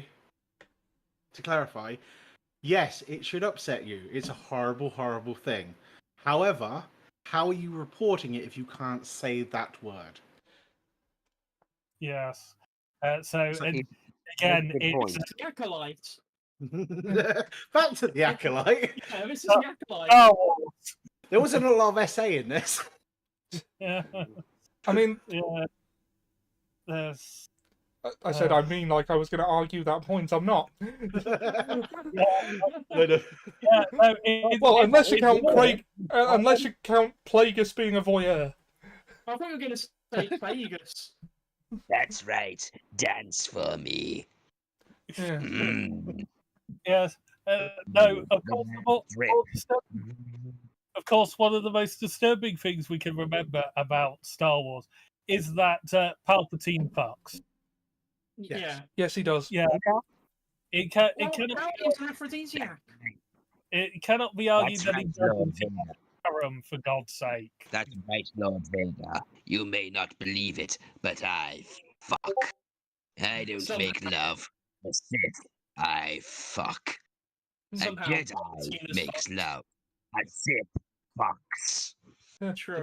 To be fair, I am very interested in what happens to Osha after this sort of interlude we've had. Yeah. I was like, be it a game, be it a film, be it another series, they have left it with an interesting pivot point of, well, you've got this other set of forces out there now of that we don't know about and have never referenced or never seen, and it's like, are they just flying around doing emotional stuff? Fly around doing crime. It is also canonically established that the Jedi actually do allow sex, just not attachments. I'm going to reiterate Yeah. that. So there's probably You some can fucking going possibly- on in the temple. Well, yeah, because he was bagging that Mandalorian. I mean, Coyote fucks. He doesn't deserve to, but he does fuck. Obi-Wan was massacring that Mandalorian girl. Yeah. Satine Cruz, who mysteriously has a nephew who looks remarkably like Obi-Wan Ooh. and is of the right age to have been born 9 months after Right. she stopped seeing Obi-Wan. That guy's just called Satine, by the way. Yep. Did we not see the It's a prequel reference film? to Just like Moulin Rouge. when Yeah. he's sort of going, yeah, bring all your handmaids on board. We need something to do on the long trip back. Yeah. I've got a hand job for them. Oh. That's yes, the OSHA Quimir / Ren future could be very interesting. And also, given that we have ostensibly seen Plagueis, and we know that Palpatine becomes Plagueis' apprentice, it does leave the question of, okay, if Quimir is the Sith, what does he do to get himself decapitated by an angry Mun, or does he just die of old age before he moves against Plagueis because Plagueis is just that much more powerful than him, and Plagueis goes, well, I have to find someone else now. I mean, Well, Because thing is, all of those are also- assuming that Plagueis isn't secretly his master. Well, this Yeah. also leads us to could there be a second dark side cult that no one has stumbled across, still functioning in the universes up until the modern day, in the background's just not getting involved in this whole Empire malarkey. Because that would be a very, if I was a Sith Lord, I'd very much claim a planet, train my own army for when that shit goes wrong, and I'm like, right, there we go. If I were a Sith. That is admittedly the old Sith sort of modus operandi, which is why Bane sort of got rid of like Sith empires and multiple Sith, because also it's like it encourages less powerful Sith into positions of power, because multiple weaker Sith would gang up on a stronger one, murder them, and then murder each other. So overall, the quality of Sith goes down the higher more number there are, based on his experience. And It's which is Makes why sense. it's hilarious how throughout the films and the series, it's like, oh, you're with the rebels at first. When you're really young, you're with the rebels, and then you start seeing the Imperial side of things. No, you don't. And then you go back to these prequel stuff, and you kind of see the Sith side of things. Of you guys have got too big for your station here. admittedly, part of the problem with the Sith side of it is you guys are too big for your britches. They should be my britches, and I should be big in them. So I'm going to murder you. I don't. The Sith side has a bit of the problem of you can't have power because I want power, so I'm going to kill you for power. Yeah, I'm going to say the problem with seeing the Imperial side of things is that the Empire are literally space fascists. No, not that bit. And Obviously, not that bit. Yeah, and yet the rebel scene at the end of A New Hope was based on a Nazi scene. That's right. Exactly. That's true. That is true, but the and it is true. They did that, but on the flip side, and this is the bit that so many people are so close to grasping and then don't understand when they told that the original ones are based on the Vietnam conflict, and they're like, but that would make but that only works if America is the empire. Is like, yes. Oh Yeah. George Lucas has expressly said that this is the case. Yeah, and it's like, yes, because It's much more possible to George Lucas. think of the implications, you Luddite who's looking at this. Realize what it means for that if the America is the empire and people agree with it.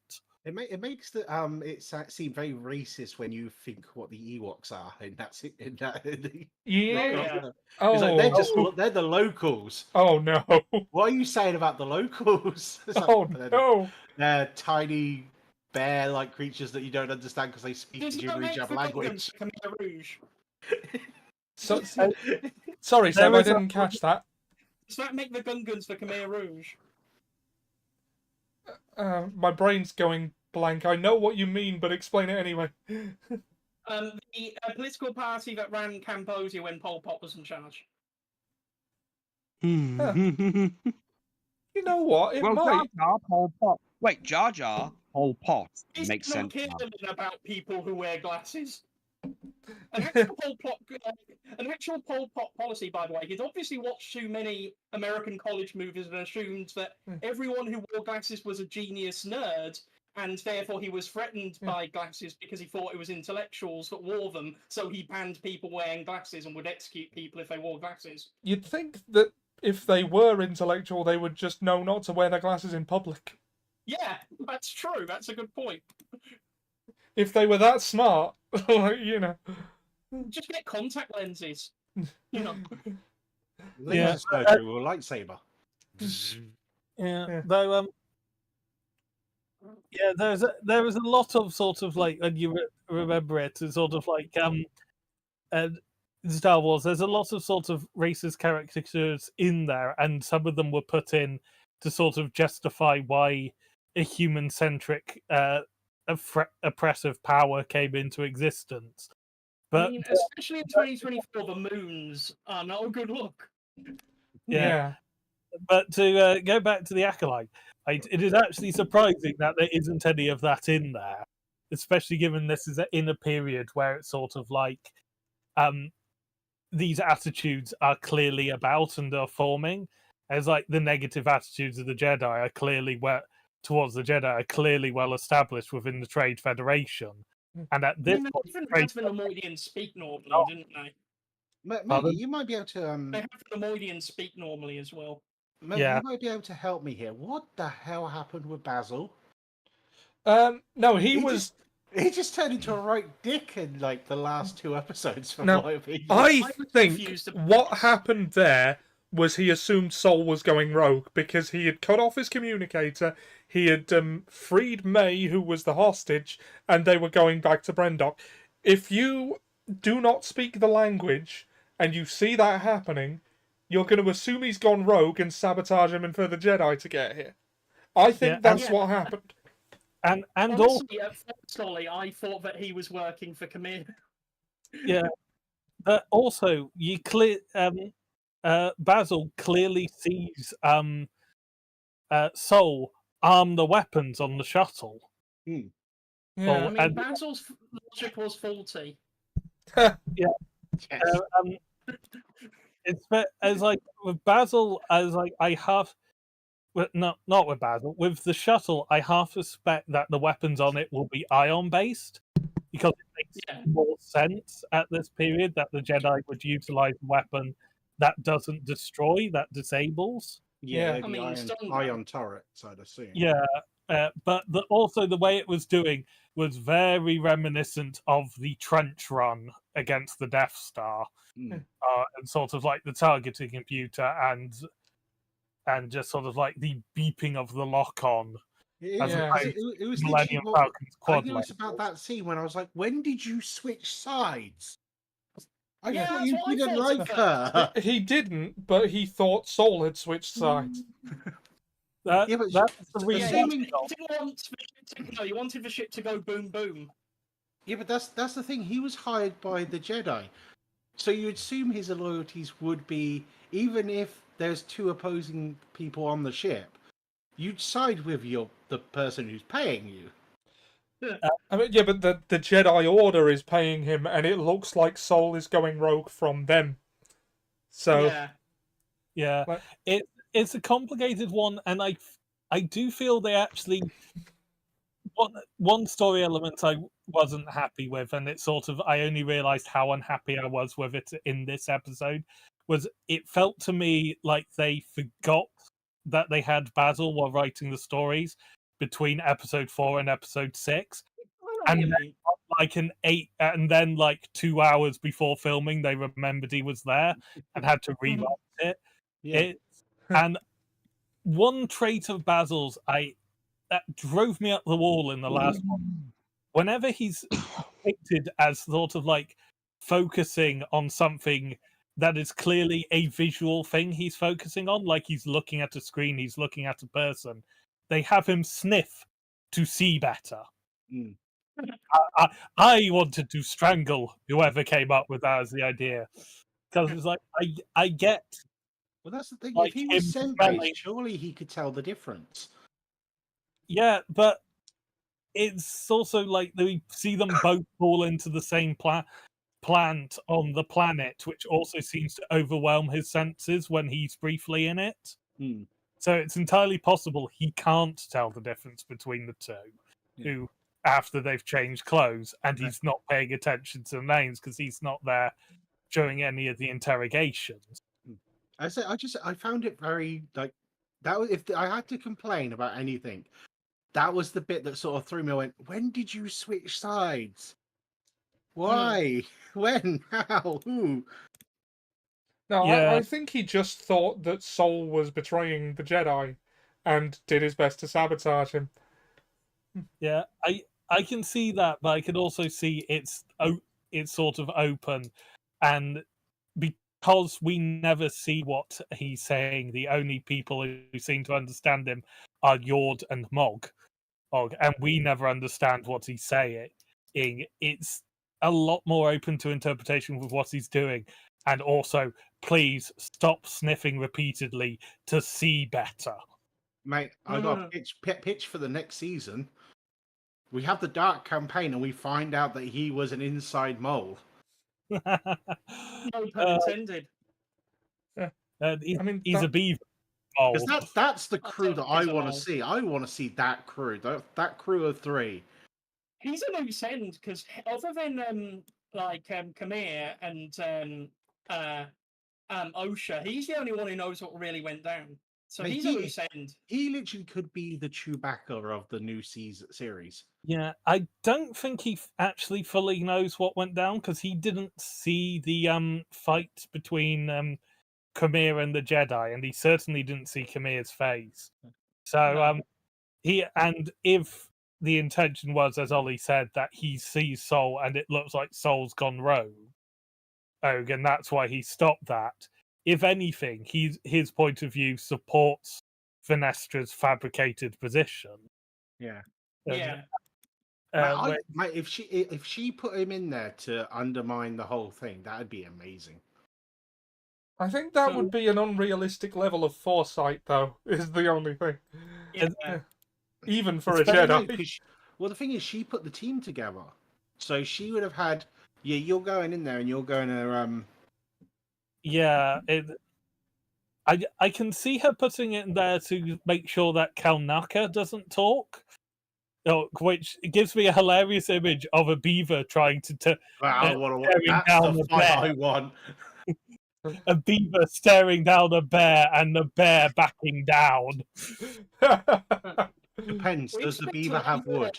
of, this stream than I thought talking about Venestra's beaver. Oh god! You had to, didn't you? Yes, I did. Like, so Man, long. I'd hope that was shaved because it's going to look like a mossy rock. I mean, she was shaved. Look at her head. Well, exactly. I'd hope that the lower parts were shaved as well. So Goodbye, any semblance of credulity of this podcast. The carpet matches the drapes, is what you're saying. It's like my Twi'lek women. I like my Twi'lek women shaved. Yeah. Anyway, No longer. I must say, an element. There's an element of Venestra's character that was sort of touched upon but not explored greatly in the show. Of she gets incredibly intense visions in hyperspace. Her foresight linked to traveling through hyperspace. And that's why she doesn't fly around a lot, because she's essentially bombarded by visions. Well, that makes sense. The whole time. And it's like, fair enough. It would also perhaps explain why over the last 100 years she has gone from an outward traveling knight to a cynical political master. It's just all like, I can't face leaving Coruscant anymore, and there is nothing else to do apart from politics. It's the daily orgies going on at the back of the library, or meditate. And frankly, I am too old for the daily orgies. Especially if Coyote Mundi's involved. I'm just gonna read Ollie's mind for a minute. It's like, we'll be right back after this.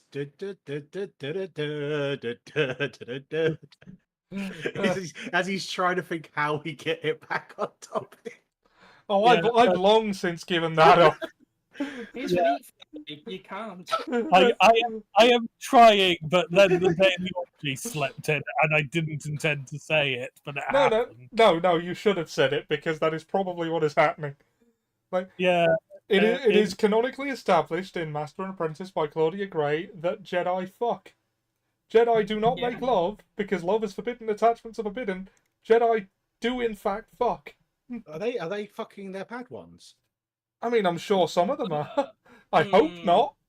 Because that would explain why he was so forceful about having that small girl. Oh God! No! Oh God! Oh. Ollie, you're the one who said it. I am going to say that can we please not assume that every Jedi who has a Padawan is a paedophile, because just for my own sanity more than anything. Yeah. I'm glad that someone is considering Dan's sanity in all this. His danity. I don't want to picture Yoda going at a young Count Dooku. Feisty one you are. Do we know the age of consent? Me too. I mean, then again, the clones. That what's rules of the clones? Yeah. I mean, are you referring to the fact that most clones are chronologically 10 years old? Yes, I am. Well, put it this way, would you serve a clone a pint? Oh God, we're doing this one. For service. Yeah, for their service to the Republic, I would. Like, do you know what? You stand up blokes, you deserve this pint after all the wars and stuff. Well, it's the D&D, what's it called? You have a chart in each bar with the drinking age for every race on it. So Yeah. you could be the best barman ever. You're like, wait a minute, you're an elf. Just like in the 63. Are you over simulations. 63? Now, I do think that in the case of the clones, it is okay to serve a clone a beer. Because they're going to get shot next week. Yeah, and also, like, the growth acceleration is mental as well as physical. So they are mentally 20 years old, as well as physically. So Actually, mentally, they're probably older than that, because their mind is sculpted to essentially skip the first few mental stages of human development. So mentally, they're probably in their 20s while they're. Man, I want to be there when they first see a woman. they've probably got that programmed out of them because it's inefficient for soldiers. What Yeah, the hell it is that? Simulations. It's canonically Kaminoans view any form of libido for clones as inefficient and remove it if they're, especially if they're being developed for soldiers. Like, admittedly, amongst themselves, they've removed it because some Kaminoans are clone, which also explains the strange natures in which they have, and it's just sort of like, well, they don't seem to have anything like that. It's like they've manipulated their own species. Can you just imagine two... Master Sphadius, I have one question for you. Do you need them to fuck? What kind of question's that? Could you imagine two Chameleons going at it? I There's just necks everywhere. It's like giraffe You sex. know what they say about people with long necks? No, I don't. Yeah, it's further away from the action. What the hell's going on down there? Yeah. Oh, that yowl poof over here. Yeah, but Giving a neck job. yes.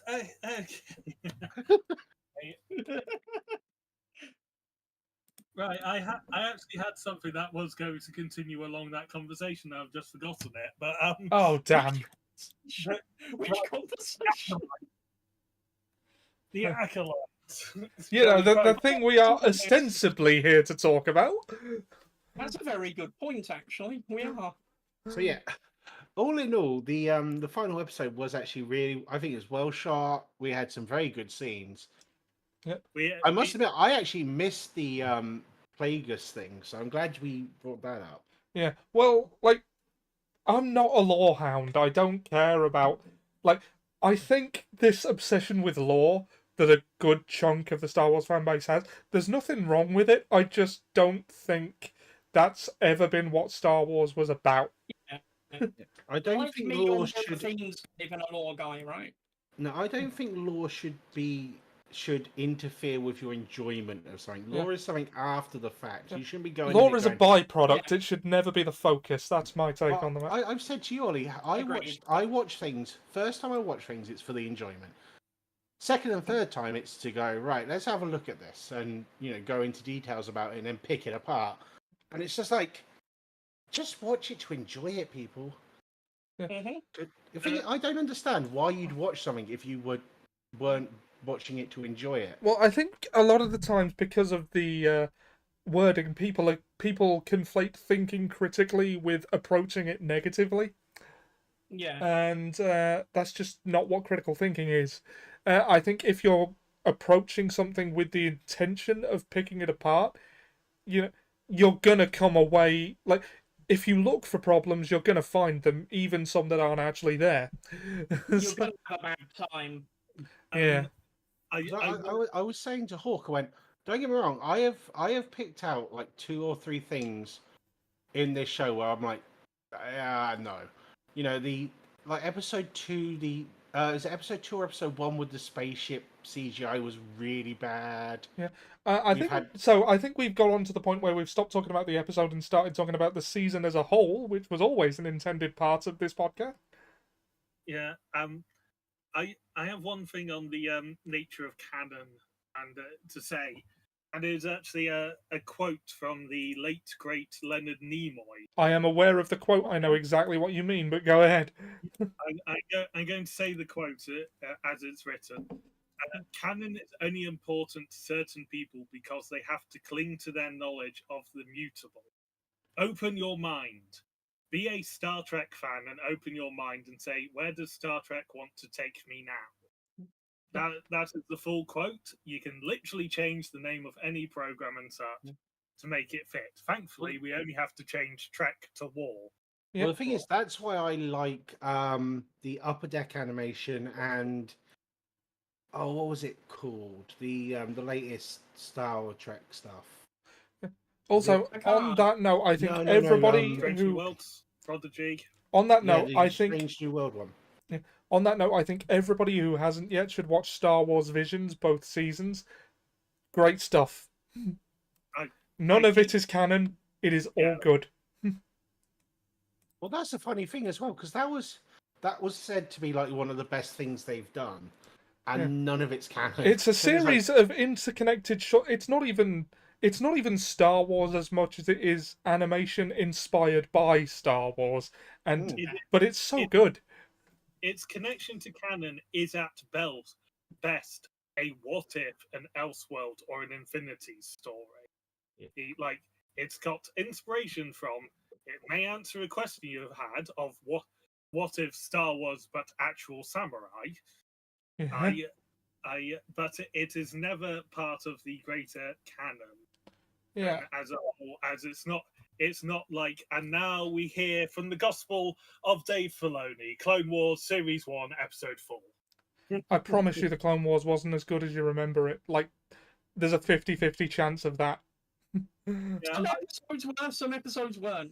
Yeah, like, I mean, I actually prefer Rebels for consistency over Clone Wars. Like, there may not be a point in Rebels that is, I mean, as high as the absolute best of Clone Wars, although I'm not even sure about that, but it stays well clear of C-3PO doing Gulliver's Travels level bad.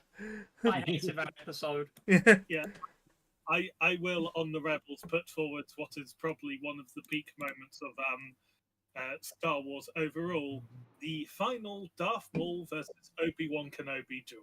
I knew you were going to say that, and I don't care what anyone says, that scene was perfect.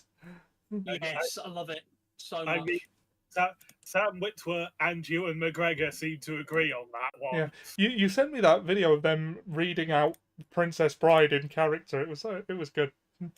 Yeah, that was the voice actor of Kenobi rather than Ewan McGregor, because he didn't actually do the voice. He described doing that was James Arnold Taylor.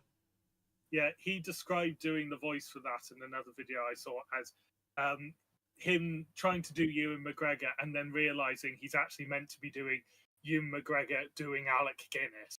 Yeah. and then when he had that realization, it went from it's okay to it's near perfect. Yeah. Yeah, but who also voiced Tidus in Final Fantasy X, by the way, I believe. Was he epic Tidus? That was an excellent pun. Thank you. Actually, I'm going to check that just in case I'm wrong. But it wasn't an excellent pun.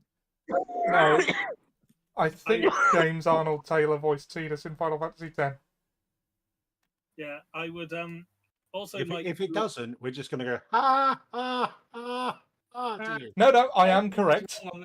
Ollie so you weren't wrong on the internet. We don't have the right to mock you. Because that game had the worst laugh scene. Okay, but I'm going to go off on my own tangent now. People citing that scene as bad voice acting really pisses me off. Mate, I'm not saying it's bad voice acting. I just think it's a bad scene. I mean, it is a bad scene, but the laugh is meant to sound like that. It is a fake laugh. They laugh for real laughter. Mate, I know. That's why I love making fun of it. Yeah. Because only a few people realise that, and it's funny. Play the damn game if you're going to criticise it. No, play the game. Play the game just for the song in the middle. Are you talking about 10.2? No, the 1,000 words in 10.1. No, that's 10.2. Is that 10-2? Yeah. I thought that was in 10-1. No, that was in 10-2. There was a song in 10-1, surely. Is that one where he sings Sweet Caroline to get away from the villain? No. No, that's That's Ted 2. That's Ted 2. I need to check that now, because I always thought that was in I believe the 10-1. TV show. No, I promise you, Yuna doesn't become a singer until 10-2. No, because she does it. She doesn't have the what's it called. She's still in. I thought she was still in. What's it called? Summoner Garb when she does it. Touching her. No, Dancer Garb. We will get there on Tombury Tuesday. Eventually. Quick plug. Who are joining us, we are currently confused about the Final Fantasy games chronology. On this podcast about the Acolyte, because I mentioned James Arnold Taylor, who was also in those games. You are absolutely right. It is 10-2. I played through that recently. Because there's a lot of songs in 10-2, and even the intro is a musical. Yeah, I kind of like the cheesiness of that. Like, I think it's been long enough now to say that, like, as cool as it was to say it was bad at the time, it's aged better than a lot of what came after it. At least it's not lightning. And we will. Great, now the cancer's back. Thanks. Right. The bullshit complaints of this episode. Yes, please do. Prefer to try and explain the concept of storyline of what happens in Kingdom Hearts than he would play that game. We went through all of Kingdom Hearts about 5 years ago. Look, as much as I'd like to blame Tetsuya Nomura for many things, mainly killing the Parasite Eve franchise in general and everything involving lightning, I don't have the energy to deal with his weird fetishes and clothing shit at this point. Dan, you were going to address some bullshit comments about the Acolyte. Bullshit. The section that we probably should have had from episode 1 with a terrible jangly intro music to bullshit arguments of the Acolyte. Oh, I've been bringing them up all while we've been going through. Yeah. Yeah. And we thank you for your service. I'm just having a quick look to see if I can spot any good ones now. Yeah. Main this week is the word hell. And how that takes Did out. not watch A New Hope? Yeah, and how that takes out of Star Wars. It's like, yes, may I address you to Uncle Owen, saying about Luke if he doesn't get. I can't remember exactly what Luke is meant to be cleaning. There'll be hell to pay. And even more damningly, I suppose. And no pun intended. Yes, Han Solo in the same film saying to Leia, "What the hell are you doing?" Just before she explains, "I'm saving our sorry asses on the Death Star." Before your tauntaun will freeze before you reach the first marker. Yeah, and then and then I'll see you in hell in Empire. It also there is literally an entry on the wiki that could list all the references to hell and the context of them. Yeah. And by the way, Seb, I did intend that damnable pun. Intend your puns, coward. Yeah.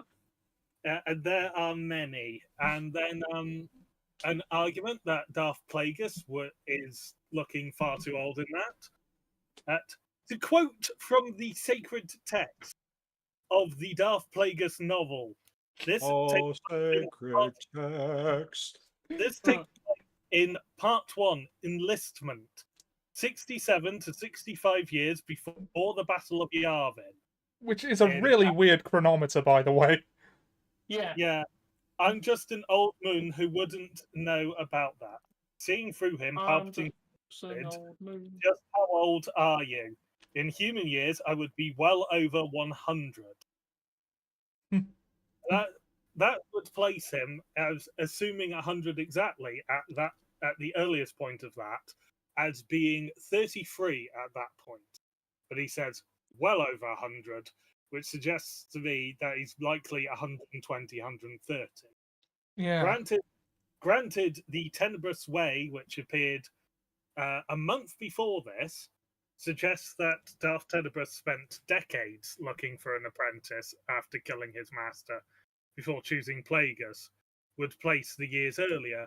That is inference, and given that Tenebrous Way is a short story and novels generally get, in a lot of these wikis, generally take a prime, as a higher position in canon over a short story in the Star Wars magazine, it would suggest that the Tenebrous Way is mistaken on dates rather than the Darth Plagueis novel, which is also the newer source.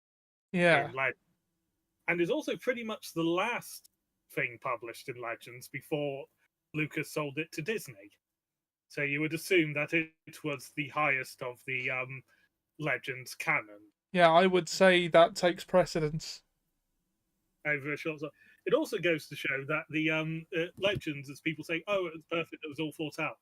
These two sources came out a month apart, and they disagreed on dates by literal decades. All right, so Murgy, I'm going to fire some at you. Right, so we've got Force is female. The Force is genderless, but the representation of the will of the Force, which are also appropriately called the wills of the Force, have also all displayed as female. So factually accurate.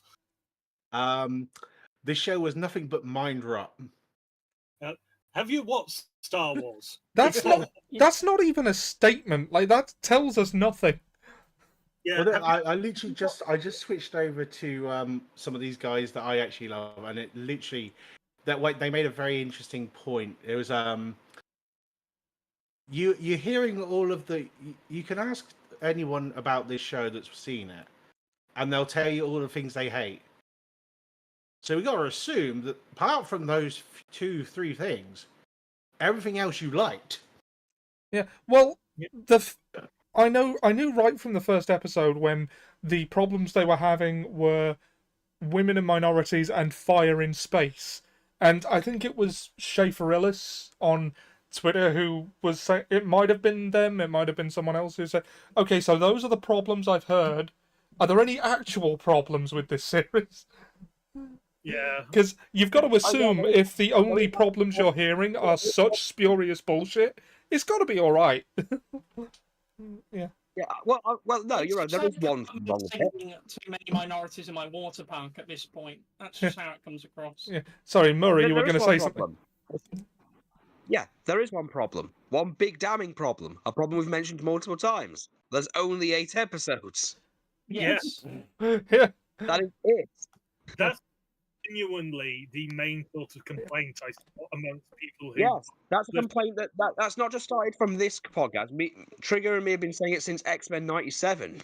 Yeah, mate. If I hear the words lesbian fucking force witches one more time, I'm going to lose my nut. Yeah, especially considering it is actually. Again, I will say it again. I will say it again on the whole lesbian force witches. Who fucking cares? You really think a lot? It's just a bad thing. Look, I'm just saying that when you've got a coven of witches, of course they're gonna fuck. What do you expect them to do? That's the thing. That's only assuming, though. They didn't show any of that. I'm just saying, if we stuck Mike, Ollie, and Seb in a group together, and they never met with any other human beings ever, they would fuck. No, I feel like you'd get in your spaceship, kidnap someone. I feel like they'd go Amazon. I think they'd go off and kidnap a man and bring him back for the use of the village. Oh, so they're going to do what? So they're just going to do the whole goblin thing and bring back a man? I think it'd be very Amazon-esque thing. I think they would secure a man a different way. Okay. Bezos do anything like that. Coming back to spurious bullshit complaints. That is one of them, though. I was like, I did not see any kissing, any lesbianism at all in that cult. They are assuming a romantic entanglement on the part of Mother Cole and Mother Anasea, yes. Even if there was, who cares? Who cares if there is?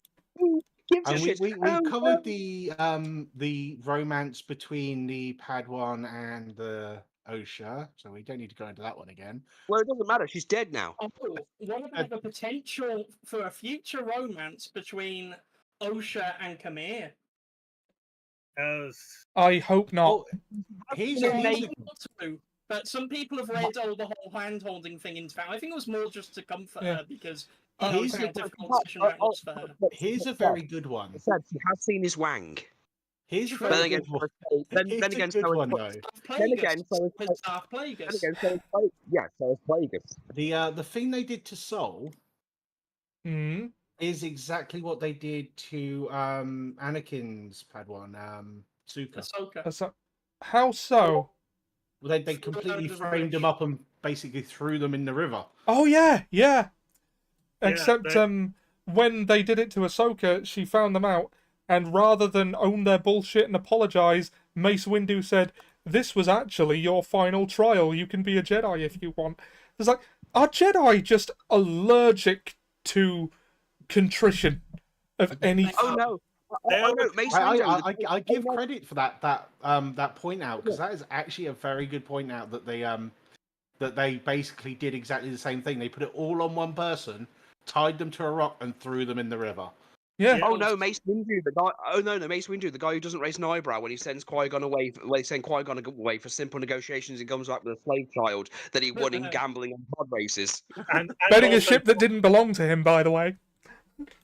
Tell me when I'm telling lies. By the way, what Qui-Gon did in that movie is like something that Qui-Gon would do in a Star Wars parody of that movie in Family Guy. Yeah. By the way, speaking of rites of passage, have you noticed how when Osha bled the lightsaber, she fulfilled a Sith rite of passage, which is to bleed a lightsaber that she stole from a Jedi? Yes. I would Yeah, tell that it was May who technically stole the lightsaber. Osha Okay. perhaps May discarded it. Yeah. May discarded it, which broke the hilt and Fine. exposed the crystal conveniently. Right, this one might start a fire, and I'd love to get the reactions from you guys. Go on. So, Acolyte Episode 7 was worse than The Last Jedi. I mean, Yes, yeah, but most of Star Wars is. Last Yeah. Jedi. Yeah. No, but do you think Episode 7 of The Acolyte was worse than The Last Jedi? I mean, by Yes. dint of the fact that The Last Jedi is really good. Yeah. Yeah, that's the thing. There is two ways of looking at it. The way that me and Ollie will see it, which is, of course, it's worse than The Last Jedi. The Last Jedi is brilliant. And the Yeah. way in which they mean it, which The Last Jedi is the worst thing they have ever made in Star Wars, and somehow Episode 7 is worse. In which I would say, that's a bit harsh on The Force Awakens. Episode 7. Is it worse than Definitely. Solo? So looking at it. I like Is it worse Solo. than- I love Solo. I will back Solo to the hill. The problem with Solo is it's entirely got a reputation of being bad because it didn't sell well, because the fanboys boycotted it because they wanted a Kenobi film first. I think that's giving angry fanboys way too much credit. I didn't know Solo was out until I was outside the cinema going to see Yeah. it. It was was a not heavily marketed well. advertised I did not know Solo was a thing until I stumbled across it on one of my video feeds. It popped up and went, "Have you seen this? We've got this on streaming now." And I went, "What?" Yeah. What I the think it was fuck like is I this? was paying attention because that's the only way he knew that movie was coming out. Yeah, I must have been in a very different sort of situation in relation to getting media for Solo, because I was bombarded by it. Like Really? Oh, at the time, I could barely get through a YouTube video without a Solo promo popping up. So I must have just been in this really weird bubble where all of the Solo advertising just went to one person, me. So in fact, it's my fault for not letting everyone else know. No, because I didn't realise that I was the only one getting it. Sorry, Disney, you should have sent me an email to let me know you wanted me to tell people about it. Right, here's a good one. Absolutely no story, worst writing ever. Again, have you watched Star Wars before? Okay, here is my. There are entire episodes of the Clone Wars where it ends exactly where it started. It's No, just but we say saw that about this. Like- droid stuff. Here is my hot take about Star Wars and the Disney to Lucas ratio in quality. Attack of the Clones is still the worst live action Star Wars, and it's not close. And I'm counting the Rise of Skywalker in that. Mate, this that's is the funniest thing, though. They moaned for the first 3 episodes that it was nothing but story. like, How can That's you, how they sorry, like their what- media, apparently.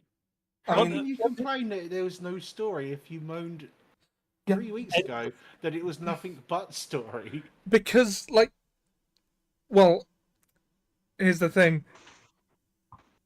They are invested in this show being bad. It literally does not matter what it does. And, like, because we can say this, because it was a pretty solid, like, piece of Star Wars. And Yeah. I think one of the problems, like, giving the people who, like, there is a large group of Star Wars fans that I do have a lot of sympathy for, and it is the people who, for perfectly sensible reasons, don't like Disney's output. Because those people do exist. There are problems with Disney's output that might be too much for some people, and they will invariably get lumped in by the rage-baiting grifters and their hordes that don't actually watch the thing but watch them telling them to act it. And it's like, I have my issues with Disney's output. I have my issues with The Last Jedi, believe it or not, despite my love for it. But I never get to talk about those because it's Well, all. I'm going to put all my cards on the table. Yeah. I do not have a problem with things that Disney brought out. I have a problem with certain people in Disney pushing things and when they're very obvious. But I can't say that I've seen anything from Disney that I'm like, no, that's completely, let's just throw that one in the fire. Because I'm like, as I've said There's many a nothing time, irredeemably bad, is fair. Yeah. There's Well, that's something the to thing. like about most of what they put out. Yeah. I said to Seb earlier today in a coffee shop, the literal second piece of Star Wars media ever to be released was the holiday special. yes, Like, exactly. what? Like, what do you think you're preserving by pretending it's worse now? Well, this is the thing. I bring up quite often. My children love Wish. Never seen it.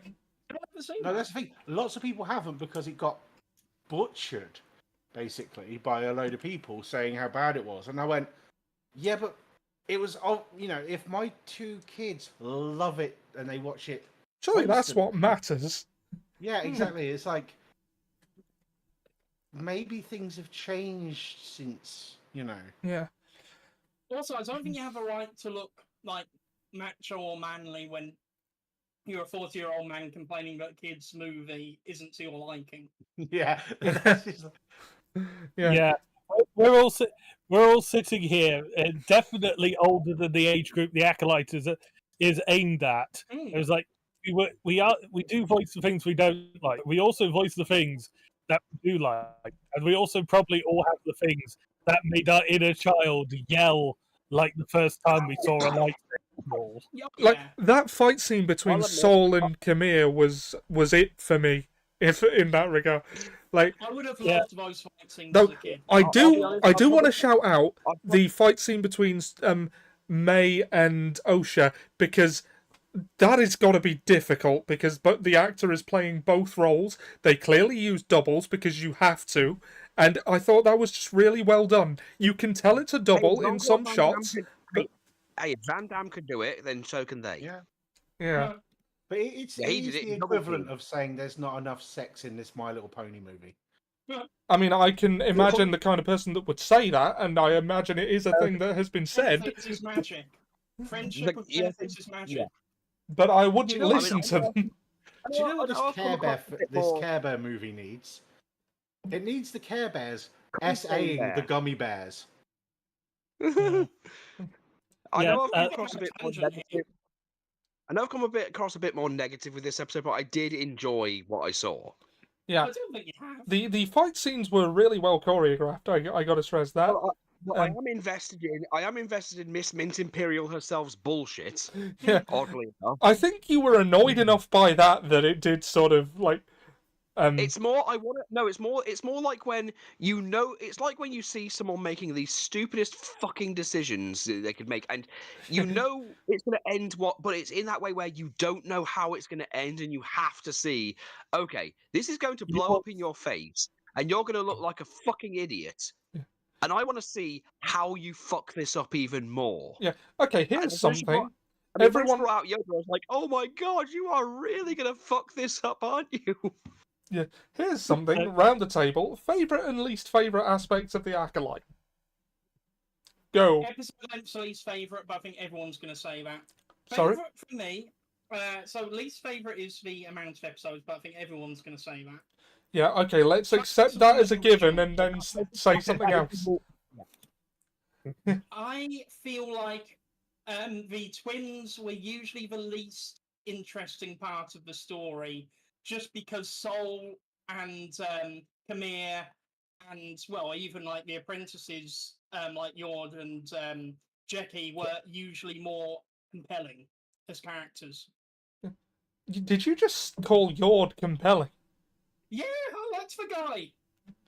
Okay, we're gonna have He to. was based on a Star Wars tabletop character that Leslie Headland created in a game. You have to send I someone mean- around to check if he's all right. That's cool and all, but let's put a pin in that. So, that's your least favourite. What's your favourite? My favourite is definitely the fact that we've got Star Wars Force Kung Fu. I loved the fights, I love the choreography. I also love the potential. A series 2 of Can we this call is it amazing. Can we call it Force Fu? Kung Force, maybe. Kung Force. It's already Kung called Force Terrace with Cassie, me.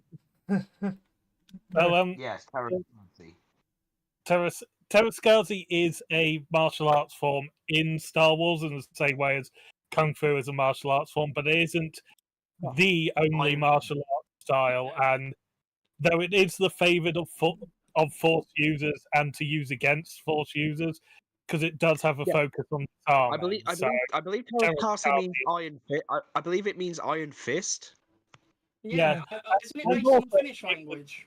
Which was- basically it means that in also- Japanese it translates into Tekken. Yeah. Also, it was the part of the basis of a Star Wars fighting game at the height of sort of like. Oh yes, I know. I've watched. PlayStation. I've watched Maximilian Dude play it with his dog. Oh, by the way, I played it. I Awful. want Keanu. Sorry, you cut out. I didn't realise I was talking over you. I want Keanu Reeves to turn up in the next season and tell Master Indara, I know Terrace Cassie. Yes. Okay, Yeah. so who else? I'm not even Least watching favourite aspect, in whatever order you fancy. Because I've still got to think of mine, so someone else go. Okay. My favorite aspect of this has been, the brutal look at the Jedi in general. Like, I've actually found the whole, like, how flawed they are at this point very interesting to watch. No, I was joking. That is actually one of my favourite aspects as well. The unflinching look at this is what kind of institution this actually is. Look, I'm honestly surprised no one's jumped up and screamed, "Oh, they're doing character assassination in the Jedi." No, ignoring the people fact that have the been Jedi were- screaming that. Oh, I haven't heard. Oh, sorry. I don't jump into echo chambers. Sorry. But honestly, making that statement is a stupid thing because the prequels exist, and then there's all the other stuff that shows the Jedi are fucking morons. Yeah, the whole theme of the prequels with the Jedi was that. Exactly, but the point is, I enjoyed the look at how conflicted they were because, again, they are. It does make them seem a bit more, for lack of a better term, considering there's lots of aliens in there, human in some cases, and shows just how I think that's been a theme with OSHA as well, especially in the last one, is that a lot of them just cannot get rid of their emotions and keep them under control. It's almost as if that's an unrealistic thing to expect of any being. Well, it's not just that. I put it to you that maybe, just maybe, the Jedi have become so comfortable in their position, they've gotten a bit lax with some of their training, especially on the mental side of things. Perhaps they Great. have.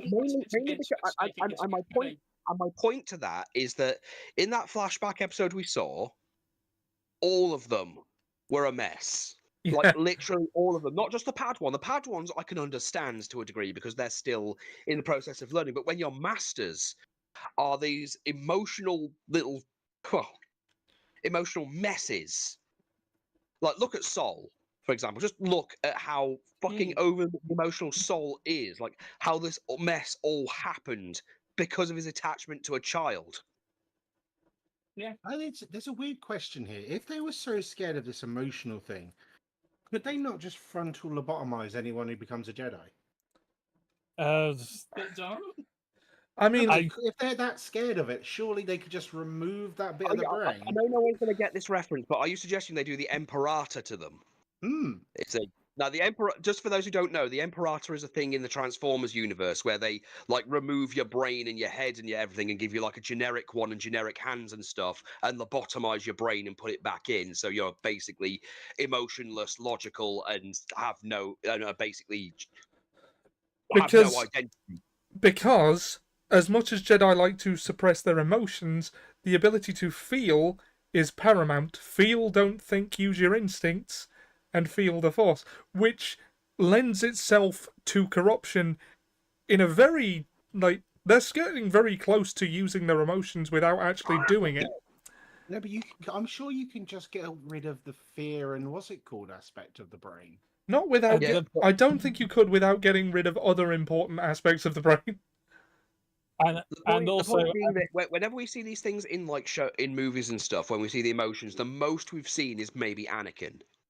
Like in the original 6, we'd say that Anakin and Luke he can understand because he starts training as a like almost an adult, whereas Anakin was a mess and they didn't even try to fix him. Well, they were in a war. They had other things going on. They were in a war, but Yoda knew what was going on and didn't bother. No frontal lobotomies. What about just big bag of weed? Yeah, but you know what I'm saying is the Jedi do all this whole emotional thing. I mean, yes, Mace Windu had a bit of aggression towards the end, but the point is that usually they're shown to be at least in semi-control, whereas in this one they were absolute wrecks, and this time we saw directly, very quickly. This wasn't like with the Clone Wars, with the original prequel, where their lack of doing anything and the lack of doing anything took time and quite a bit of manipulation to make things happen. This was making a decision one day and the consequences of that day leading to an entire Force cult dying. Yeah, that's quite a colossal fuck up.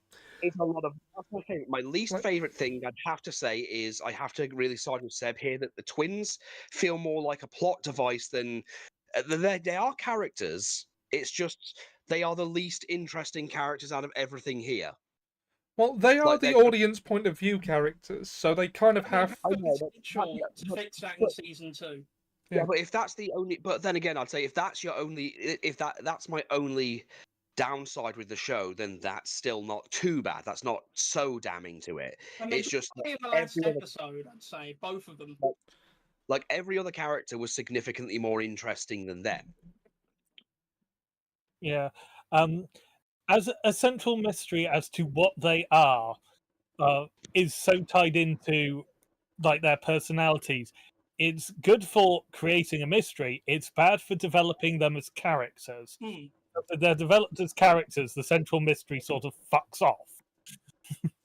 Yeah. So, as the mystery was centered firmly on like them, how they were created, the power that they could possibly have, it does lead to sort of, well, we've hamstrung character development for the series, because if we show their powers, we remove the mystery before episode 8. If we show them with too much personality and says what they are, we can't go into them too much while maintaining the mystery. That's why people as mystery. I mean, again, if it was a longer series, and I think if we do get a second series or comic book or movie or however else they want to continue this, I think as a whole it will seem good. But judging it as it is now, as just the series itself, for the main characters, they are very much the least interesting, despite the fact that their main character status is only based on this very specific MacGuffin part that makes them, go on, makes them important. Yeah. Like, oh look, they are basically the living embodiment of plot. Yeah. The fact of their existence is given more importance than them. Like, yeah. The closest we get for Osha is she wanted to be a Jedi when she was younger, but she failed it, and she's then it slowly becomes oh no, my sister's alive. That changes everything. And the same for May is my sister died, and that's my motivation is getting revenge on those Jedi. And before we can get any more we get a lot more development in the last episode. Yeah, but until then, they're very simple. Even though their backstory is a lot more complicated, they themselves as characters are very simple. Yeah. And they're not onions, is what I'm saying. They improved as the show went on. Yeah, I think the show itself improved as it went on. Yeah. Generally speaking, like I think the only okay, I'm gonna get onto mine now. I think my least favorite aspect of the series was the weird pacing, which like basically my least favorite part of the Acolyte was episode 4. Because very little happened in it, and I don't mean that in a way like when stuff happening in an episode can mean many things. It can mean plot progression, it can mean character progression or development. None of that stuff was in episode 4. Like, there's one decision made, and it's May's decision to betray Chimera, who she does not yet know is the Sith Master. Yeah. And I must say, I think gets a bit of leeway amongst some of the fans I've seen talking about it, because the episode ends with Chimera force pushing 8 Jedi, and it's the first time we've seen lightsabers united in live action since 2003. So it gets a lot of pass for the fact the last 30 seconds of it are so much better than the rest of it. Yeah, but the last 30 seconds is something cool happening with someone with a lightsaber, which is the entire next episode, which everyone says is the best one. And, like, I get it. The rule of cool has always taken precedence in Star Wars. Always. And it always will. Actually says there is atmosphere in space if it will make it look cooler. Yeah. Also, for anyone who didn't like The Last Jedi, I don't understand how you can't at least concede that it went very strong on the rule of cool. Yep, that it did. Less so than Star Wars normally does, though. Yeah, although you still had the hype speed ram, you had the dreadnought going down, you had the fight in the throne room. You had a lot of visually scintillating stuff. Yeah, I'll give it that. It's sorry, was someone going to say something? I was just going to ask him what was your favourite bit, because you've given us your. Okay, my favourite aspect of this show overall, I would say, well, I don't want to repeat what Maura said, the unflinching look at the Jedi as an institution, but I love that those conversations are being had. So, other than that, I would say I like the willingness. Now, this is tentative based on where the next series goes. I like the willingness to divorce it from the main setting, to have somewhere entirely new and just not be beholden to the same 30-odd years of events in this vast galaxy and leading back to the fucking Skywalkers all the time. I don't think there's been enough Star Wars media set in between episodes 3 and 4. Don't say that. Dave Filoni's already producing another animated series. Okay, and he will take one person saying that sarcastically as justification to make another 8 fucking series following his particular favourite that he has. Yeah. So that will probably be 8 series of Cad Bane in 5 years before Endor. I'd never cared for Cad Bane. Sorry? Nah. We haven't seen enough of Cad Bane. I never cared for Cad Bane. Look, Dave Filoni, if you're listening to this, do something outside of the Dark Period and the Clone Wars, you coward! Yeah, Can we have some Talon, please? I want to see that show. Yeah, why not go like hundreds of years either or? Completely new setting, do whatever you want. Or sequel era. Or sequel era. We don't have enough of that. The show I'd like to see You're is doing a a film and Andor style show, like with the writers from Andor. Basically about how dysfunctional the New Republic is and how it leads to the events of Episode 7. Yeah, and I will shout out the book Star Wars Bloodlines by Claudia Gray for that reason. It sort of does that. It's not Andor level, because practically none of Star Wars is, but it's pretty good. It's my favourite book that I've read of Star Wars. Obviously not my favourite book overall. Like, it's a much more crowded field. But yeah, you were speaking tentatively about your favourite thing. Sorry, we got My favourite thing tentatively is the new setting, the breath of fresh air, new era, new characters, and I'm liking them. On the whole, I thought, Skywalkers. let's have a break from the Galactic Civil War, the ramifications therein, and the fucking Skywalkers. That just sounds like Palpatine's manifesto. Manifesto is mess with the Skywalkers for 80 fucking years. Yeah. And I do like the look at the Jedi as an institution, although I found a lot of I like Sol and Jeki. I don't care about any of the other Jedi characters, and that includes Venestra.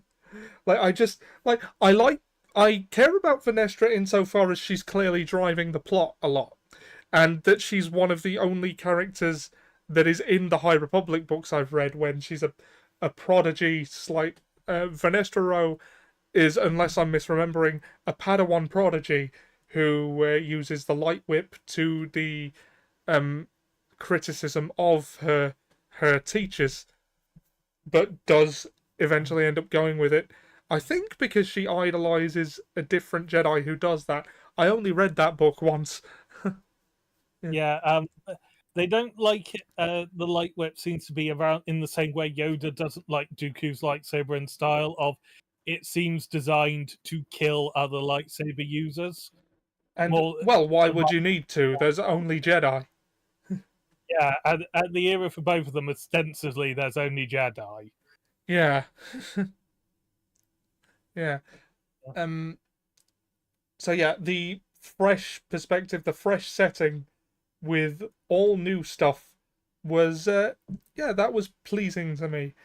Now, that on its own isn't good or bad, but also I really like the look at the Force cult, about how different people might approach the Force as a presence and might perceive it, because one of my because that also echoes back to a highlight of mine in the book Light of the Jedi, where they're trying to use the Force for collective action to move giant space debris so that it does not crash into a planet. And you see how each Jedi perceives themselves in the Force differently. Burryaga, Wookiee Jedi, who should be alive at this point, and I'm disappointed he wasn't in it. He sees himself as a leaf on a great tree. Someone else might see them as a drop in an ocean. You know, that kind of thing. I find it interesting how different people approach, perceive, and recognize the Force. And different sects of Force users, like the Witches cult, and like Donnie Yen's character in Rogue One, Chirrut Imwe, he is a light side practitioner of the Force. He is not a Jedi. He's one of the Force forces with him. Yes, yeah. And, you know, it's a sentiment brought up very bluntly in The Last Jedi. The Force does not belong to the Jedi. And I like that we're seeing that a bit more here. Oh, yeah. Yeah. Even though the Jedi have spent 25 millennia essentially bullying any organized Force cult out of existence because the Jedi believe the Force belongs to them, even though they claim not to control it. And this isn't us trying to cast a bad light on the Jedi. This is just what has been happening. And that was not a pun on light of the Jedi. Yeah. I apologize for the truth. Yeah, and I think part of that is the reality of the fact that Star Wars was never meant to be a big, sprawling, expanded universe. It was a hero's journey in space for the original trilogy. and that was as far as it was originally intended to go. It has definitely become much bigger than I think anyone thought it was. Apart from maybe a sort of like negotiations of contract, Alec Guinness, who negotiated a percentage of merchandise rather than a flat rate of the film, which That was thought he was going to be bigger than Lucas thought, which was the sensible way to go because merchandising is by far the single biggest moneymaker in Star Wars. right. Actually, you brought something up now. I want to read something out now. This information is at best. Hold on. If you go on the Wikipedia page for list of highest grossing franchises, Star Wars is in there, and you get highest grossing, and you get sort of like a breakdown of what thing made what percentage of the profits. Right, list of highest grossing media franchises. Number 1, Pokemon, with $88 billion. Number 2, always on time. Yep. Number 2, Mickey Mouse and Friends, $52.2 billion. Number 3, Winnie the Pooh, $48.5 billion. And number 4, Star Wars, $46.7 billion now. These figures, I do have to acknowledge, like, if you go on the citations, it says up until 2000, like, none of them seem to be later than, well, a lot of them for different parts of it don't seem to be later than 2019, or some, like, the book sales particularly seem to be from 2016, so at best, this information is woefully outdated, even if it was once accurate. But still, here's the breakdown. Number 1 with a bullet, merchandise sales, $29.057 billion. Box office, the movies, $10 billion, which is almost, like, just over a third of that. If we go with home video, $1.274 billion, like, that's the amount of money the movies have made just based on this. $11.5 billion doesn't even touch the near $30 billion of the merchandise sales. And then next we go to video games at 4.1, and that's just video games specifically. Book sales, $1.82 billion. Now, any book series in today's day and age having made nearly $2 billion is phenomenal. Particularly a spin-off series from, like, a multimedia franchise. Those typically, like, I mean, they're in the conversation, but they don't tend to be, like, up there in terms of overall best-selling book series.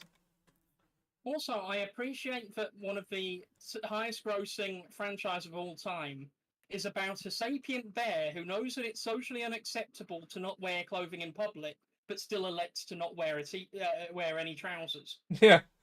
Or underwear. That's number 3. And the TV revenue here says $280 million, but that's just Clone Wars, and the sources cited are Clone Wars as of 2015, television rights 2016, which is nearly a decade out of date by now, so who the hell knows. But if we assume that the percentages and the ratios have remained consistent, which I have no reason to think they wouldn't be, book sales account for the... Well, I think TV revenue would account for a larger share now. But, like... ratio is very prosperous. Yeah. And if we merge book sales and video games for, like, the entire expanded universe content, that would be about 5 billion out of 46. Which is tiny. Although you could, like, attribute some of that to the merchandise sales, I suppose. But it's like...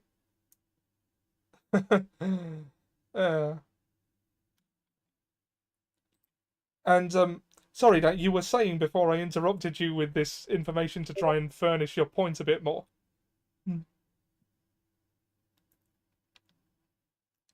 Dan?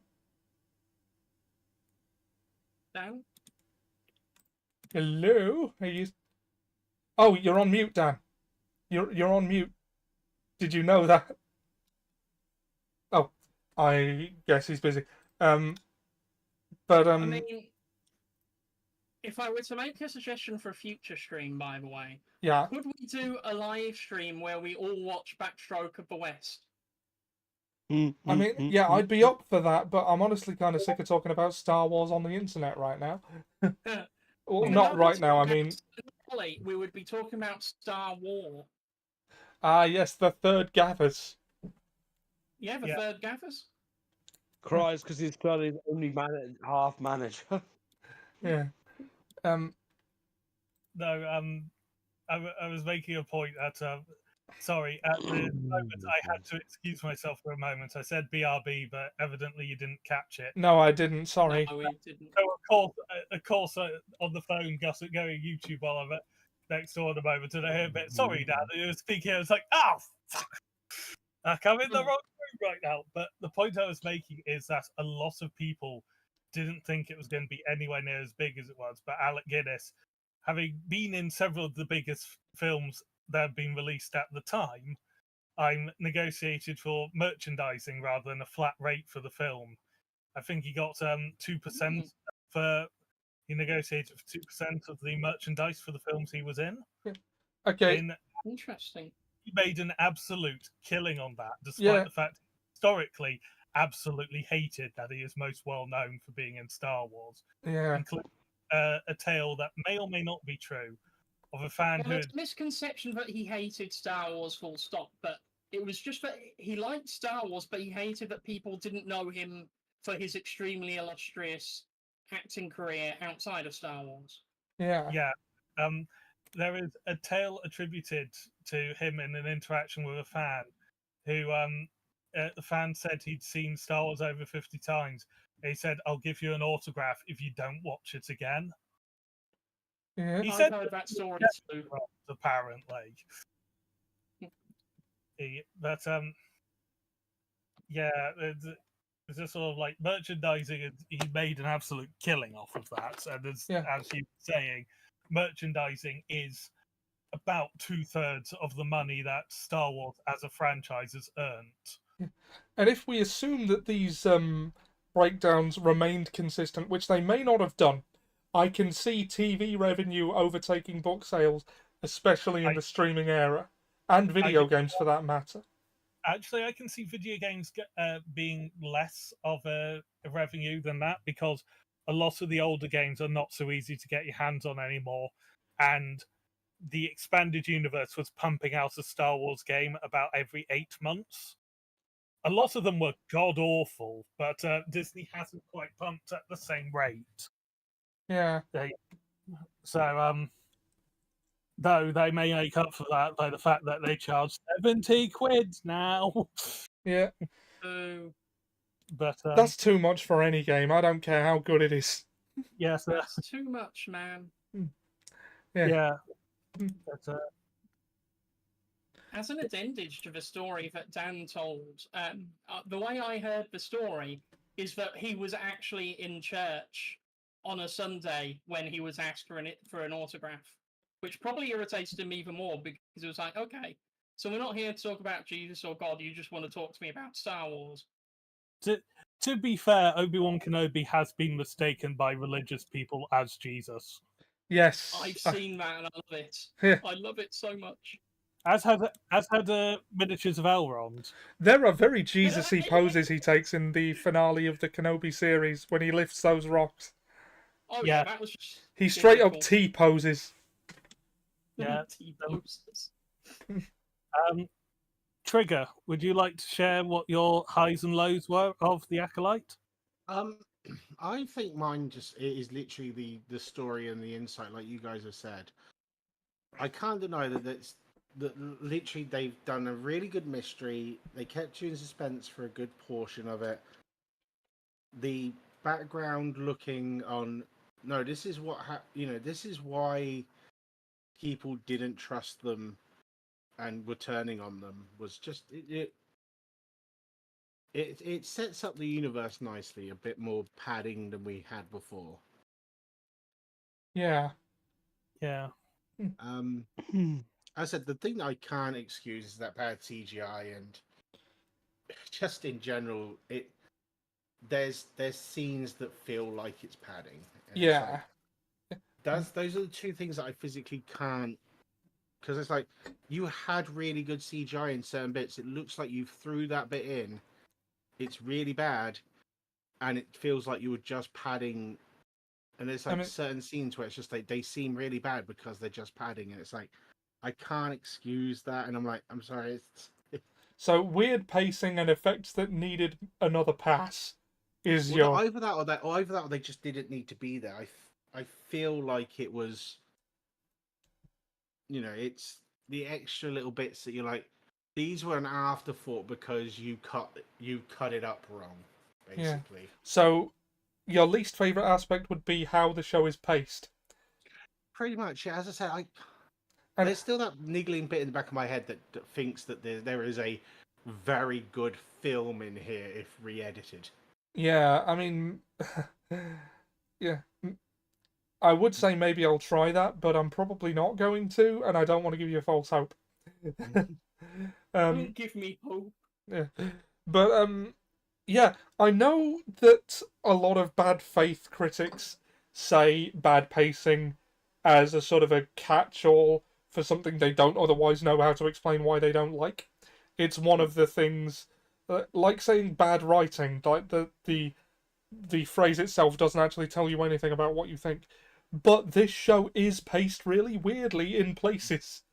Well, that's why I decided not to use the bad pacing thing. It was literally no. There are scenes in here that don't need to be in it, and there's the CGI that's clearly an afterthought because we've seen really good scenes of the same ship.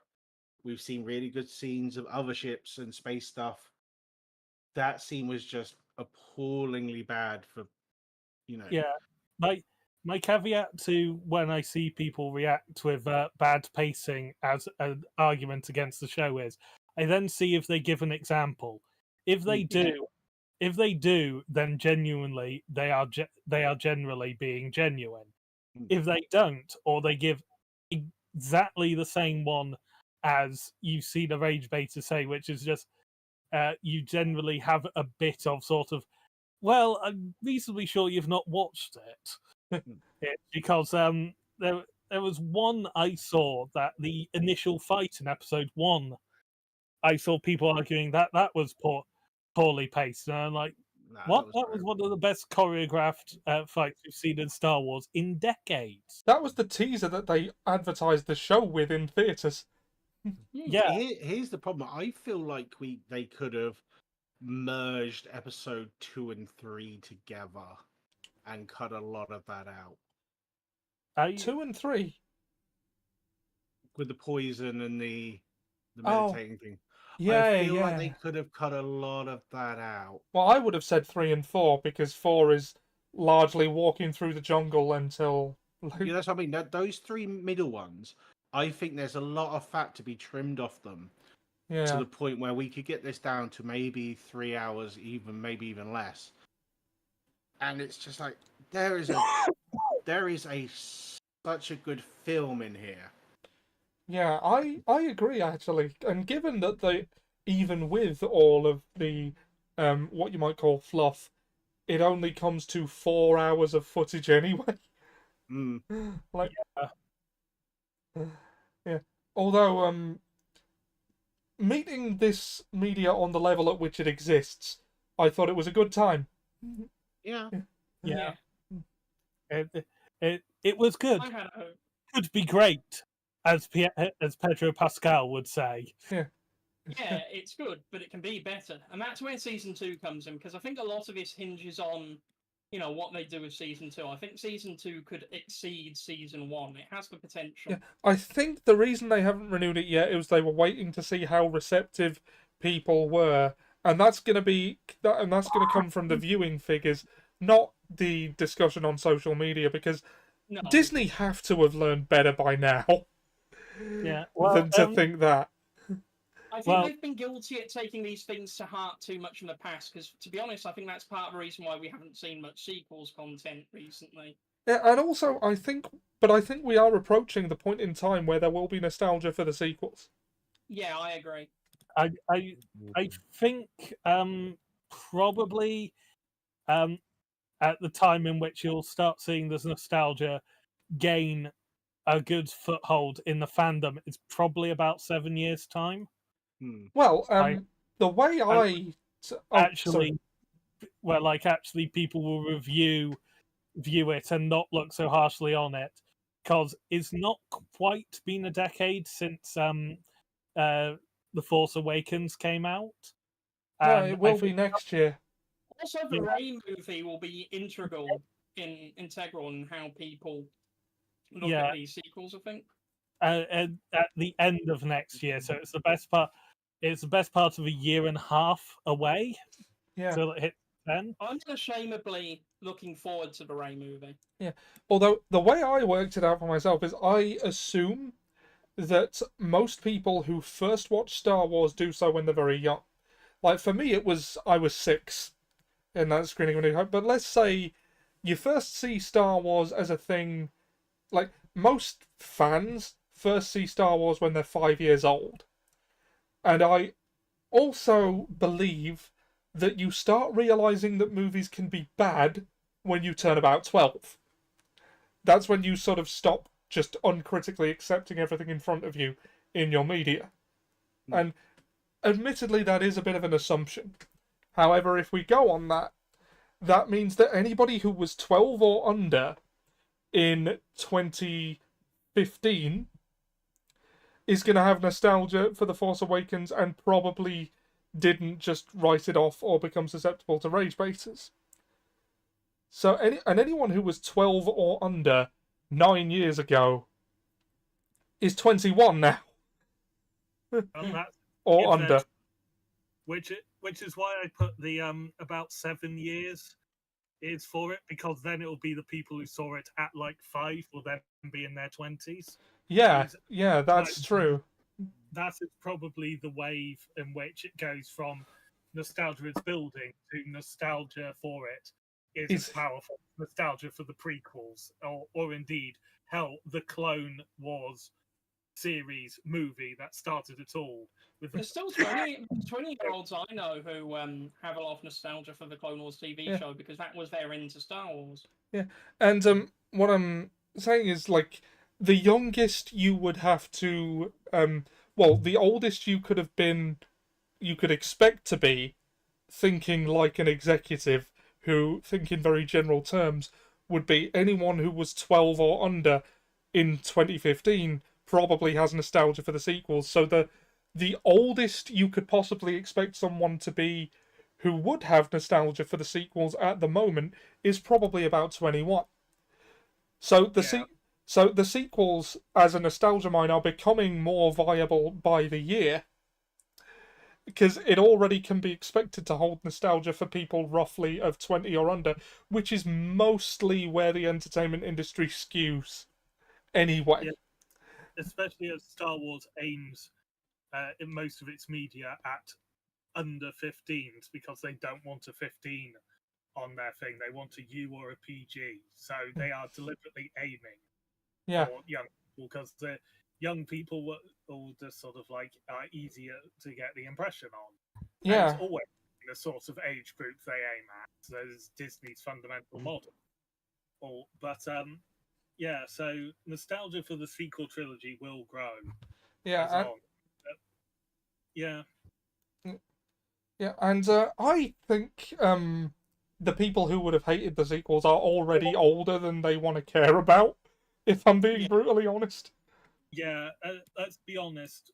We, as sort of the people who got nostalgia for the prequel trilogy, by the time the sequels came out, are probably at sort of the age group where, like, some of us will fall into rage baiting. Most of us will probably be ambivalent towards the sequels, and some of us will absolutely love them. And if you're based like us, you can look at them critically and still love the hell out of them. Yeah, except Rise of Skywalker, obviously. I was talking about the prequels. Oh, right. Except Attack of the Clones, obviously. I knew you would say that. Yeah. I don't hate Attack of the Clones, I just don't love it. It's your least favourite. Yeah. I was 8 when The Phantom Menace came out. I was 7. Right. Yeah. Yeah. Though I will say, one thing I've noticed amongst a number of rage baiters, they are people who would have been around the age that the prequels were aimed at, who treat themselves as if they were around the age when the original series came out. They take themselves as like the fans who have been there since '77, but their first Star Wars media would be in the '90s and early 2000s. And ironically, they're saying, and it's not even different talking points. I can distinctly recall on forums I went on, people accusing the Phantom Menace of pushing a feminist agenda. Like, was it because it had a woman in it? Probably. And it's like, it's the same now as it was then, and anyone who pretends otherwise just because it's louder and on YouTube instead of message boards is kidding themselves. It's willfully ignoring the way it was. Yeah, because there's a clip from the what's that sitcom Simon Pegg was in where he gets chucked out of that shop Spaced. Like, and the funny thing is, he actually ran that shop. Yeah, and he loses his shit at a child for wanting a Jar Jar figure, and you could transpose that onto sequel haters now, and you would need to change nothing. Oh yeah. It's just age. Like, Star Wars hasn't changed. It just doesn't work on you like it used to, and that's okay. I mean, that's the conclusion. That's the conclusion I think Simon Pegg came to in that show as well. Yeah. Simon Pegg's character, you know what I mean? He was very clearly pastiching. Yeah. The whole thing at the time. It's like, because even the ones that are sincere in their disappointment and not just farming for controversy. I've said this on this podcast before. I don't think they just want Star Wars to be good. They want it to be as good as they remember it from when they were kids, and that's just not going to happen. Yeah. To talk, I have another quote that is semi-appropriate, and it's talking on like how the fandom acts, but it's not. Fandom is not what's in mind. It's thinking of literal history. It's probably my favorite from Battlestar Galactica. All of this has happened before. All of this will happen again. Yeah, exactly. Yeah. But after that aside, I do have one thing to say towards certain rage baiters who this has been a major point since literally the first trailer came out, where I remember messaging Ollie saying, it's going to be a long time till June with these people. And I'll go into my favourite and least favourite bits. So I've already touched on my least favourite bit. Yeah. The bit, and I'm going to call out Star Wars Theory in particular on this. I can't stand him. I used to like him. I liked him back when he actually did videos about theories of Star Wars and did the silly little fanfics. They were fun. Yeah, they were fun. I wish he saved that guy. Yeah. Yeah, but to go on you, I remember you posting of, if everyone in this shop doesn't die, it breaks canon. Congratulations! Everyone in that shop died. Therefore, the canon is still intact. It's almost as if you should watch all of a show that's essentially a mystery before you think, like, oh, Yeah. Also, he said that this show had to have Plagueis in, and he complained when Plagueis appeared. Yeah, it's because it's because the investment isn't in whether or not the show is good; it's in how the show is bad. Yeah. That's the angle it's being approached from. Not is this good, but how is this bad? Yeah. How can I say this is bad for outrage clips? Without looking like an absolute idiot. Well, that part's optional, actually. They often do. And if he heard us say this, he'd just dismiss us as Disney shills. Mate, I hate Disney more than you do, and for better reasons. I wish Disney aren't paying me. Yeah. Oh, I wish they were paying me. Yeah, in fact, I'd give Disney way too much money. Yeah. It's time for them to give me money. I want some Disney money. Yeah, as I already said, I failed in the job Disney gave me to get out to get out the Solo movie news, because apparently I was the only person who got advertising. I had no idea that movie was out until I saw it. Clearly, I'm not shilling for Disney because I missed the opportunity to make a fucking fortune. Now, Ollie, I'm gonna give the what's it called, the open opinion on this. Yeah, You're gonna have to tell me if this goes too far. go on. Yeah, This is like I'm bracing myself. getting a really good blowjob from a woman, I wish it was. and instead of going, well, that woman knows what she's doing, going, that woman knows what she's doing, she's obviously a whore. Yeah, that's a good one actually. I mean, I've got to look back at this as a bad thing. It's like, no, she could just be really good at it, but no, she's obviously a whore. You know those posters for a movie or whatever that have like a critic's quote. yeah, your Can you point edit in one the of those, but have it being from like have it just the quote being, "This is like getting a really good blowjob." yeah, TriggerGoblin 2024. Right, that's what it feels like, though. It feels like Your point like- is valid in that the framing is negative, literally, no matter what. yeah, it's like it's like I've been waiting all this time for this. She's really good at it. She's obviously a whore. It's like what? That's the place you go to first. It's like, okay, here's another question to close out the pod because we've been going for nearly 3 hours. I still haven't done my best and worst bit yet. Oh, God. Sorry, Dan. Sorry, we've. As I said, the worst bit, I've already touched upon this because I do agree, because I do think the pacing issues, but sort of like a lot of my issues that are classed as the worst bit are behind the scenes decisions that were made or forced on them by Disney. Like that you can have 8 episodes, but you can only in total have about 4 hours of actual material. But that's not something with the actual show itself. That's the management thing. That's a constraint in which the show was forced to work. Yeah, so that does lead to the pacing issues of the story. So like that's probably the worst thing. But I'm going to go, because we've covered that, I'm going to return to the why does Basil sniff to see better?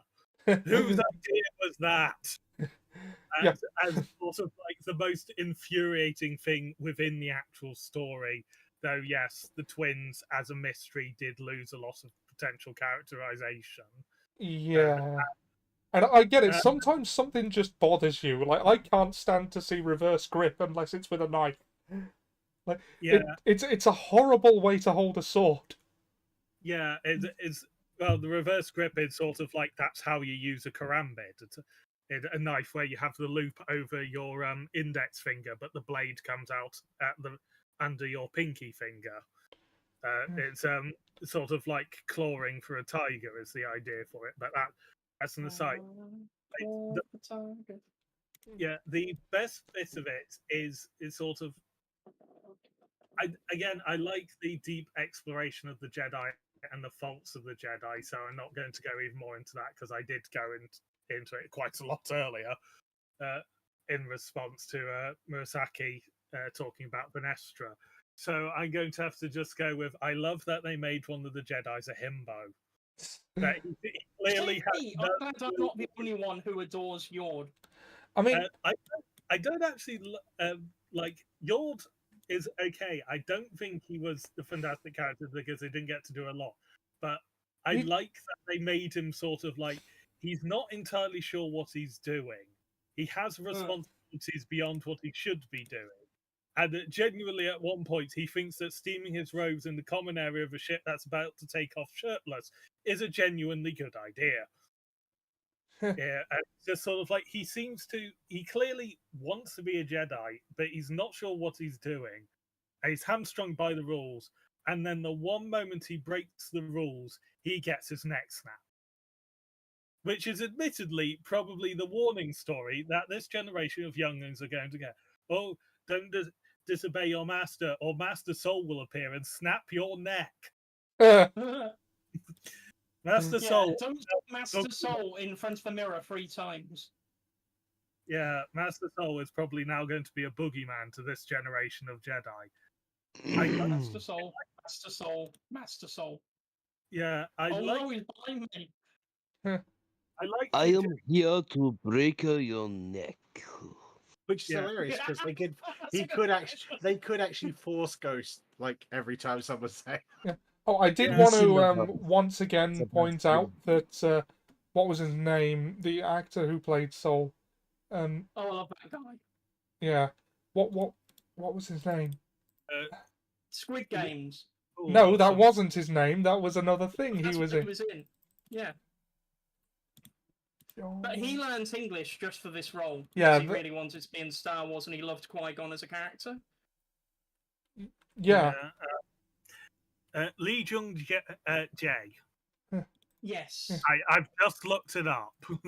Yeah. Well, he learned English over 4 months and speaks it better than some native speakers I know. So, Yeah. I agree. Yeah, absolutely. yeah.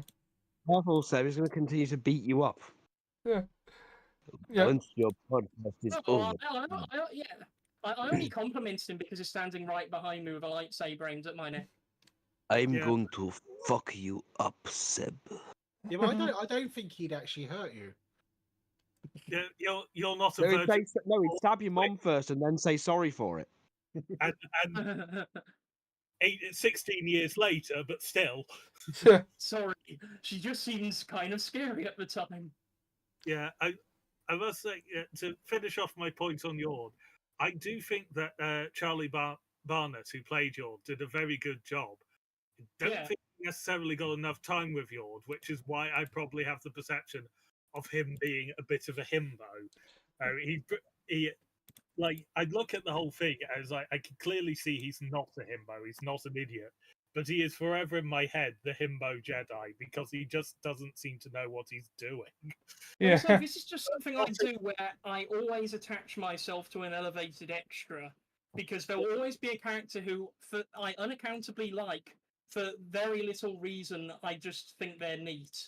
But the last line of it, and then I'll stop talking about Yord, is he doesn't seem to know what he's doing, but in a way that doesn't result in a massacre. As opposed to, which puts him above Soul in terms of competence. It puts him above 4 Jedi Masters by the time that he's a knight. I don't know what I'm doing, but I haven't massacred 50 people. So compared to my mentors, you know, I'm in the plus. Compared to most characters, he is the epitome of a Jedi at this point. I'm not sure what I'm doing. I trust the Force. I'm going to get killed by a dark sider rather than join them. I haven't massacred 50 people. You know what? Yeah, fair play to him. Yeah, it's sort of like the only one who may be higher up on there is Jackie. I'm not even counting Yoda as higher up on there because he's just stuck in what is essentially, potentially, centuries of Jedi politicking with the Republic at this point. Jackie just seems like a cool kid. Yeah, I like Jackie. I like the little smile she did when, she pulled out the 2 lightsabers. Yeah. Yeah, and of course to deal with the people who said too many people are surviving lightsaber stabs nowadays. To make sure that Jackie is dead, Khmer heard them and stabbed her 3 times. In both lungs and then in the heart/spinal column. Yeah. And hello, Jackie. You look dead. Yeah. Oh, that is a reference to the sitcom Friday Night Dinner. Yeah. Shalom, Molly. Yeah. So, to be fair, Khmer broke Yord's neck, stabbed through 2 Jedi with 1 impalement, and then cut both their heads off behind the tree. Yeah. And did a lot. Khmer is one of the greatest killer of Jedi we have seen in Star Wars. Like, literally, he's got more confirmed on-screen kills of Jedi than Sidious. Yeah, he was my favourite character, and he had a higher body count than Coyote-Mundi. I mean, I must admit, my favourite moment amongst the fandom, it was seeing the first tweets for Khmer's arms, and just some of the ridiculous put out about that was just a glorious fandom moment, and in a sea of absolute fandom bile. Yeah. From All of the homo. yes.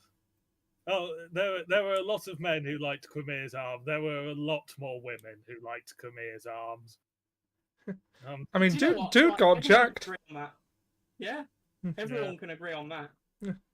And also, fair play to OSHA/May's actress for managing to do a take where you do not have your eyes start down when Quimir has just walked out of the lake ostensibly naked. Yeah.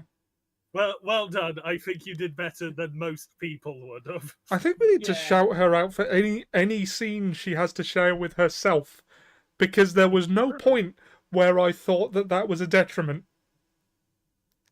I'm a dancing Because, master. I mean, it's hardly like when Jeff Meek did it in Mortal Kombat Conquest, it was obvious. Yeah. And yeah, this is obviously a much higher production. Yeah, no, they've been doing it in programs like Star Trek since at least the 80s, probably in the 60s, convincingly enough. So you'd hope that Star Wars could match 60s TV budget, which literally has a glowing green hand holding a ship model, Yeah. and we're meant to take that seriously. But the fact that if you told me that these were two twin actresses, I would believe you, rather than just one person playing both roles. Yeah. Yeah. They feel different enough as characters in the end, which was a trap that they could have fell into, right? Yeah. Yeah. But, I know Ollie has one last question he wants to do to round out the podcast. Oh, I forgot what it is at this point. Yeah, but I've got a quick fire one, given that we have just breached 3 hours. Okay. What is one thing everyone would like to see in a second series or a movie that follows on? Oh, okay. Confrontation between Smilo Ren and the Mint Imperial. Oh, Yeah, I'm looking forward to that face-off. That's going to go down, and that's going to be great. Yeah, Yeah. You know it's because it's because one of them I can't remember her name and the other one hasn't been named. Yeah, Vanishka. but I So also it's now funnier. I love the two nicknames you chose to use with Smilo Ren and the Mint Imperial, because it makes it sound like Smilo Ren's going to eat her and have fantastic breath afterwards. Or, In fairness, she does look like she would give you I don't know, fantastic breath if you ate her. I don't know if you've seen the teeth on that thing. They're not exactly looking fresh. Yeah, Maybe that's maybe that's the root of their conflict. yeah. So Yeah, I'm actually looking. No, well, is that why I she know, I whipped him? Brush your teeth, you savage. Brush your teeth, you savage fuck. When have you ever known a Sith to have good dental hygiene? Or maybe it's just that he wouldn't accept the name she gave him. What's your name? I am not going by Smilo. I don't like smiling. Oh yeah, that's not going to come back and bite me ironically in the ass in the future, is it? I'll show you, you bitch. So, I'll whip you to death. so your answer is you want to see them throw down in the next season? Yes. Yes. I think that is perfectly valid, given that on this poster they are 2 of the 5 characters who are still alive. Yes. You could argue if that version of May is still alive, given she now only has the memories of an 8-year-old, and whether the character of May, as we understand it, is still. Is she going to start asking the Jedi for sweet treats? No, is she going to start asking? Would you serve me a drink, Ollie? No. Mentally, 8-year-old. No, but think about it. Is she going to start asking the Jedi for sweet treats? Possibly. Yeah. Sweet Let's treat. face it, Coyote would not give anyone a sweet treat. Like, not before you eat your dinner, and even then, probably not. It's just like, why are you bothering me? I don't know who you are. Piss off, Junior. Who would let you have a sweet? Yeah, Plo Koon would let you. Oh, Plo. Yeah, Plo. Like you've been a good boy. Is wonderful, but okay. So we've had Venestra and the Stranger showdown as one prediction. Anyone else? I Anyone? want to see the Sith perspective in all this. I'm That not would be- sure what there is to see there, but okay. Well, the perspective on is Milo Ren a Sith or not, and how Plagueis views them, and well, the vergence that created Osha and May could actually be quite interesting. I feel like from the way he was talking, I don't think he considers himself Sith. Yeah, He said the Jedi might call him Sith, but he also implied that that's because everything outside the Jedi's narrow purview is considered evil to them. That's what I mean. It's like, yeah, this could be an interesting like third branch of no, we are just Jedi that embrace all emotions. that sort of could admittedly be the origins of what becomes the Knights of Ren. There were a group like that called the Gen Sarai. Mm. That's what I want, and I don't think it's a coincidence they keep playing the Kylo Ren theme. Yeah. So we've got evolution of Smilo Ren into the Ren, Yeah. as it were. Smilo Ren and Venestra squaring off. Oh, Ollie, what would you like to see other than more Wookiee Jedi? Well, Which yeah, suppose- I was gonna say, like, just as an offshoot, I don't actually know his ultimate fate in the High Republic books, but I don't care. They always ignore the books when it suits them. Give me a cameo from my boy Buryaga. Okay, Wookiee Jedi. So, You don't want to see a Sith Basil. Sith Oh. Basil would also be epic. I will strangle Darth Basil Brush myself. Boom! Anyone watches this who is not from the UK, Basil Brush is a puppet fox who It is didn't stop Dragon Ball Super Oh, referencing him. and just to finish, who was bizarrely popular on British TV for about 30, 40 years. In fact, go look him up. You'll enjoy it. Huh. Then come back and thank us for letting you know about Basil Brush. Oh, that was his brush with fame. Oh.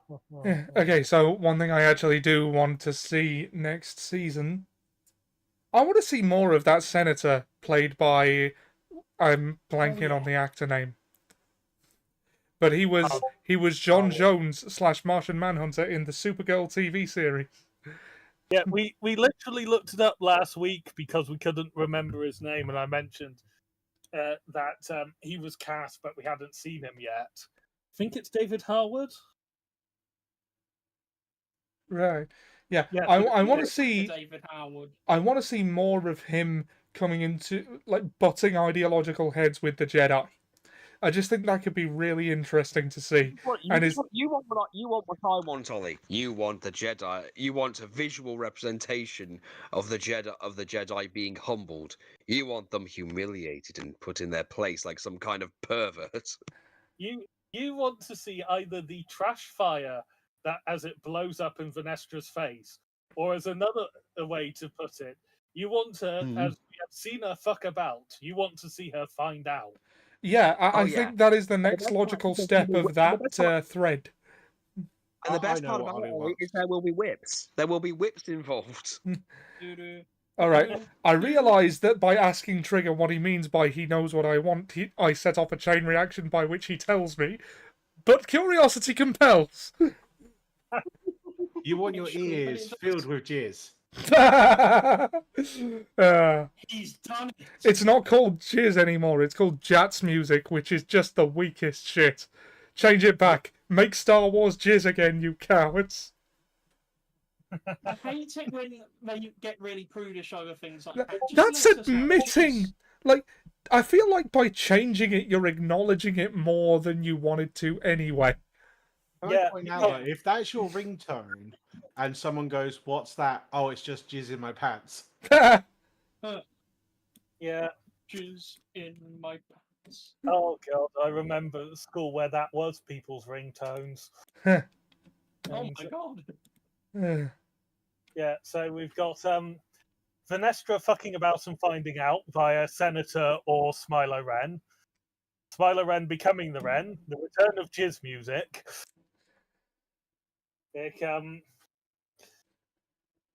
Yes, two different fuckabouts find out that jizz music. Oh yeah, it's me who hasn't said one yet. All right, go on. I was thinking there's 5 of us. Where's the other one? Non-serious. Basil being hung up. He's me. Yeah, that non-serious one. Basil being hung up by his intestines and having his smell glands ripped out for sniffing to try and see better.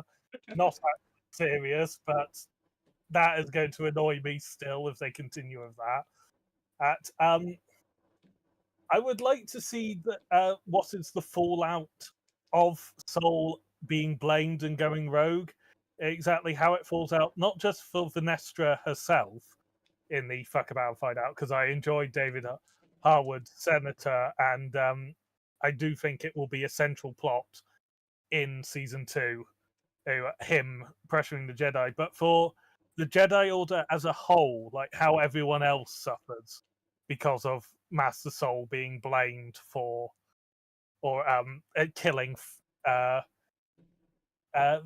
10 other Jedi he's being blamed for.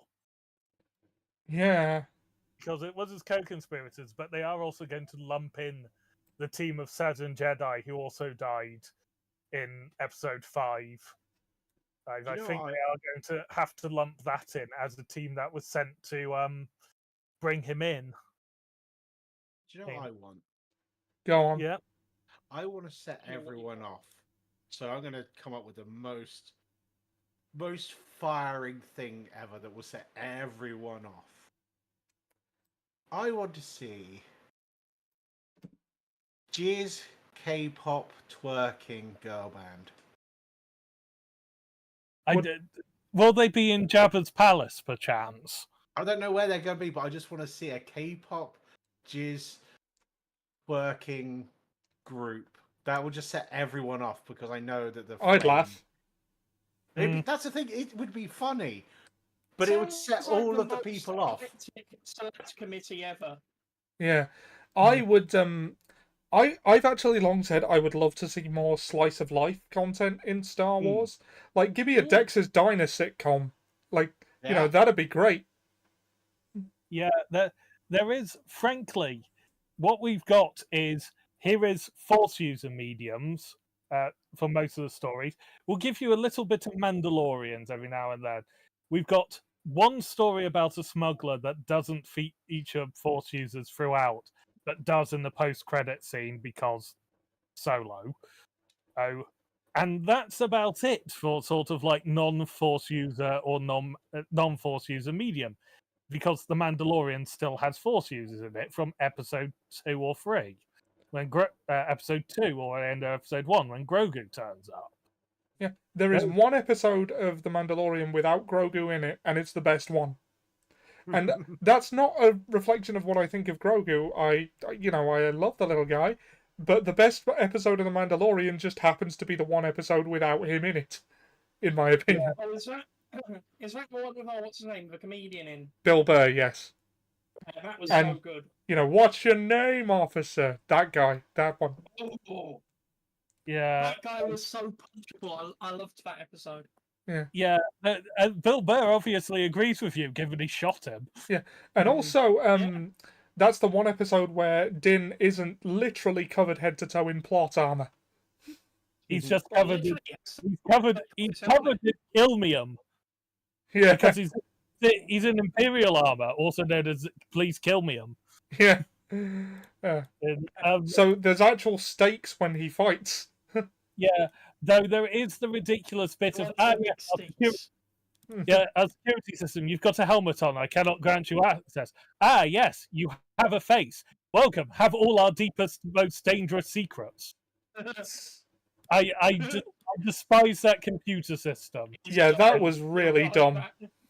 Yeah, I despise that computer system, especially considering it's just sort of like, oh, please, you just needed to kill everyone in the canteen, which clearly was going to happen anyway, and then use one of them or get Bill Burr.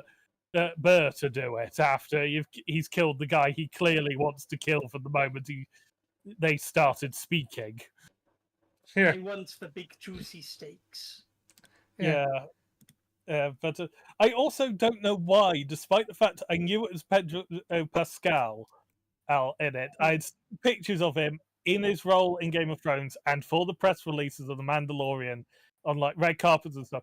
I don't know why I was surprised he looked like Pedro Pascal when they took the helmet off in the end of season 1. But for some reason, I was surprised that the man who was supposed to be under the mask was actually the man who was under the mask. It's not like it was a movie where they could have been pulled a bait and switch. It's just like, no, he is a Mandalorian. This is what he looks like in real life, and if his helmet comes off, it'll be what he looks like in the universe. And for some reason, that surprised me. That's one of my most derp viewing moments of any media ever. Well, we all have them. Yeah. Yes, and when we thought that mine has Basil just was been, working with the Sith. yeah, mine has just been immortalized on the internet forever. Yep. Don't worry, nobody watches me. Yeah. Oh no, this is why the algorithm will have alerted Star Wars Theory because I directly called him out and told him to fuck off. Oh, and yeah, he's probably going to tag you on Twitter and send his, like... Well, good luck, but I haven't said my Twitter handle, and either way, I've blocked him because it's just it's bullshit. I don't think I've blocked him, I just don't follow him. No, I was getting far too much just from, like, he was appearing like every 4 tweets was one of his coming up for a couple of days, so I just blocked him. And then that's the reason I had to block Elon Musk. Yeah, no, I've had to block Elon Musk 3 times. Yeah, he undid it for me at least once. Yeah, I still see all of his most idiotic stuff because it just gets shared. So, like quote tweets or like people screenshot of it. But okay. Yes, we are coming up on 3.5 hours, and it's midnight. So, does anybody have any closing sentiments for the Acolyte season 1? It's worth watching. It actually is fun. Yeah, I like this. I know these sounds like generic things to say, but I really don't know what else to say about Actually, it. Murray, your perspective is valuable as someone who is not that invested in Star Wars. So, please. I appreciate that, but yeah, look, I enjoyed it. Yeah, will I watch it again? I'll probably watch the whole thing to see how it holds up as a whole. Yes, but it's not probably something I'll go back to on a regular. It was good. It's good enough. It's nowhere near as bad as what anyone would say it was. And again, if your issue with it is lesbian space witches, again, even if that were true, let's play devil's advocate here and say they are lesbians. Who fucking cares? It's made no difference to the story whether they're romantically involved or not. Oh no, yes, because the story would be so different if they were straight and there was a man there. Yeah, it would have made so much difference. No, it fucking wouldn't. Yeah, it's actually been confirmed by the creators and writers team that they're not a couple. They're just parents. They're not. But again, it's still again. My point still stands. My point still stands. Even if that was the case, my point is it wouldn't matter. It does nothing. It changes nothing. Yeah, they were still a force cult whose entire thing was being invested in the two children that were part of their cult, and it didn't change their personalities because, believe it or not, sexuality does not affect your personality. Yeah, and if that's your only issue with it, and that's what it takes to break you from watching a show, I really don't know what to tell you. The show is good. It's fun. Snowflake behavior right there. It's fun. It's fun, and nothing I say. And if that does bother you, then nothing I say is going to change your mind anyway. So what does it matter? It's good. It's okay. It's not. Is it amazing? No, it has its flaws. It's good.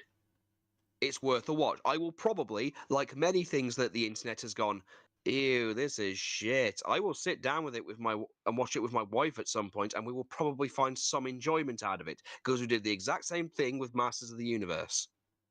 Yeah, that was all right. Yeah, I remember the backlash to that being. Oh yeah. I mean, don't get me wrong. I do find the idea of Kevin Smith crying after writing stuff hilarious. I don't think there was anything in there that was particularly worthy of that. Oh no! But it's hilarious that he thinks so highly of his own writing that he has to annoy the people working on it by crying, going, "Oh my god, this scene." It made me is cry." weirdly self-congratulatory, isn't it? Look, I get it. This is coming from my perspective. He's one of the people who got me interested in writing in the first place. I know. So Again, it's like, look, I get it. I get it. You haven't written a good thing since Mallrats, but come on. no, Chasing Amy and Okay, Cats Casey, 2. okay, but he also did write the And worst Batman. iteration.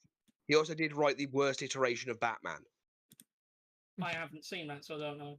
Okay. It's a comic book. We got a comic book of it, but getting on. But before we sidetrack onto anything else, Acolyte is good. It's better than most Star Wars things I have seen. I have just remembered, and Murray, you don't have to answer this because you won't have seen them all.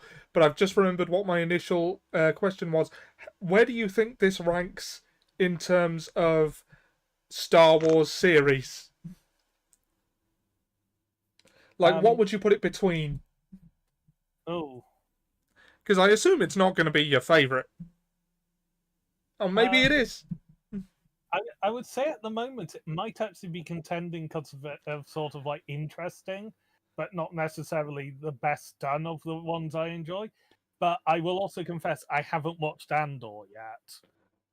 So I don't know how it would shape up, but I would definitely have it in the top half at the very least, and sort of all my favorite Star Wars media, like visual media. Because if we get into books, I could be here for months trying to work out. I think if I had to describe it in a way, I would say Andor has all the appeal of an expanded universe novel, but it's visual media, like a good expanded universe novel.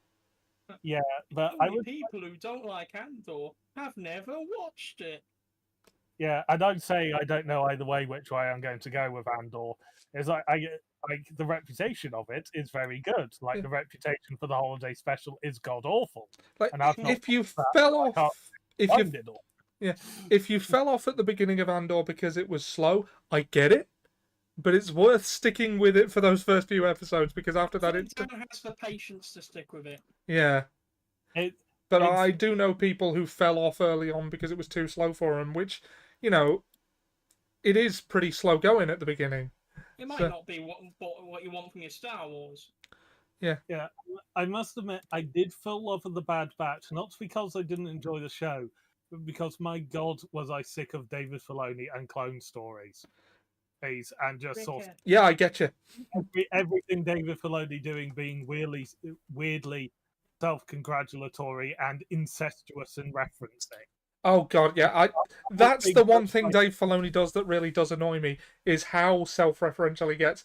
They have people, and this has happened in The Acolyte as well, and I'm glad you reminded me to bring it up.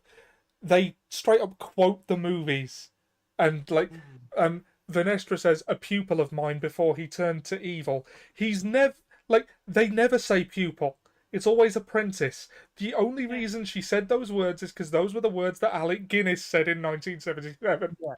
Like, I don't mind I've got a bad feeling about this, because that's sort of a touchstone on the Force giving you a warning. That is fine. May the Force be with you. That is also fine, as that's a common saying within the universe. But when you refer to those who, like, you train as Padawans and youngling, calling them a pupil does stand out a bit. Yeah. Also, the way I want to bring this up because it particularly annoyed me. I brought it up, I think, in our Film de Siècle review of The Phantom Menace. Darth Maul says to Savage Opress, "Always two there are." Why would he say it like that? A master. He's even met Yoda. Yeah, no, it's self-referential. Probably the best way I would describe, just to set the point, and then I would conclude with where roughly I'd have Acolyte. Probably the best way I'd describe a lot of Dave Filoni's Star Wars media projects is European monarchies' family trees around the 15th to the 19th century. They're all, especially Spain's, they're all fucking inbred. They're all related to each other anyway, and they're trying to make it even more inbred. And because it's just sort of like you need to watch all of them to understand any of them. Now, and I mostly like what Dave Filoni does, but that aspect of it does annoy me. Yeah. And it's just sort of like it is very much sort of like I am going to create the internet to give universe, and I'm not going to welcome anyone else into it. Whereas Acolyte did actually have non-fans in the writing room to make sure it was accessible. That Some was people it's a one for that, but I actually really liked that. Yeah, it's something that frankly all large franchises should do, make it sure it's accessible for a new audience. It's part of the problem with the newest series of Doctor Who is it was accessible, but it was also filled with so many references to before that you felt like you were missing out of something, and the episode could be 40 years old, or not exist in the case of the Toymaker. But to go back to Acolyte and where I'd rate it, I would probably definitely top half, possibly top third of all Star Wars visual media I have ever done. I would have it above the Bad Batch because for the problems I mentioned with Dave Filoni. I do like the Bad Batch. I think it is a good show. I've been turned off for reasons of that. Atop a lot of the Clone Wars, actually, even the fair amount of the quite good storylines I like from the Clone Wars, I'd have it above. I think that's fair. I think season 8 of the Clone Wars is similar level or higher than it like for me because I like it. It doesn't feel too cluttered. It does do a lot more of sort of like what you'd expect the Jedi to do, and also it finally ended the fucking Clone Wars series in part because some of the fan base is just insufferable when it wasn't ended properly. Yeah. So can't wait for the Clone Wars to end. I would have it probably, definitely above Rise of Skywalker. That's not a top half. It's a pretty low bar. Yeah, in the top half I'd had would probably be Revenge of the Sith, definitely Empire. That's probably in the top percentile of my Star Wars things in general. It's just Empire and Last Jedi are probably both there. Interestingly, the two middle films of their trilogies. Yeah. Doesn't work for the prequel trilogy, unfortunately. No, that's the low point of that one for me. Yeah, I would probably say those two films are above Acolyte, but I wouldn't necessarily guarantee any of the others are automatically above it. That is high praise. Yeah. I enjoy it. I admit there are faults in every piece of Star Wars media out there. And there are faults, and some of them are behind the scenes and some of them are within the actual show itself. But to pretend that I didn't enjoy it, it's a problem. Sorry, something just came in. It's something just come up on my timeline. It's Assassin's Creed related, so it might be something Ollie might want to hear about later, but not for the podcast. Yeah, but I'm rating it highly because I enjoyed it, not because it is technically brilliant. And like my favourite films of all time is the Brendan Fraser Mummy trilogy. Oh, I love those. Good choice. They're not technically brilliant films. There are some story points, and my God, does Tomb of the Dragon Emperor drop off from the other two. Yeah. But I still happily watch them. In fact, I've probably watched them more than I've watched Star Wars films. They are great. Lot. The Mummy was my favourite movie as a kid for a long time. So yeah. So it's a sort of like something does not need to be a perfect piece of media for you to enjoy it. Otherwise, by God, there is nothing to enjoy in this world. Yeah. On that note, I do want to say I was excited for the future of Star Wars after this finale, which is something I haven't felt probably since The Last Jedi.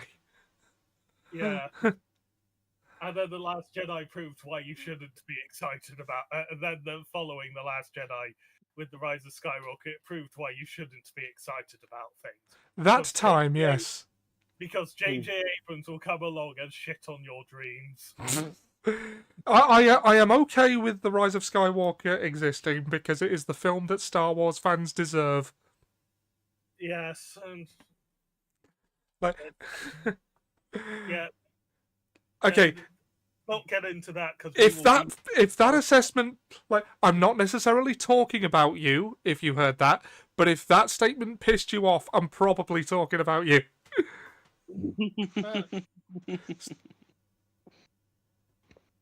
Yeah.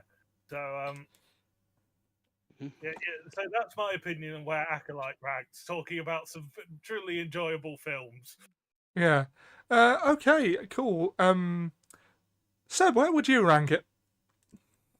I would rank it maybe above Kenobi and Ahsoka, around the same place as The Mandalorian, actually. Definitely below Andor.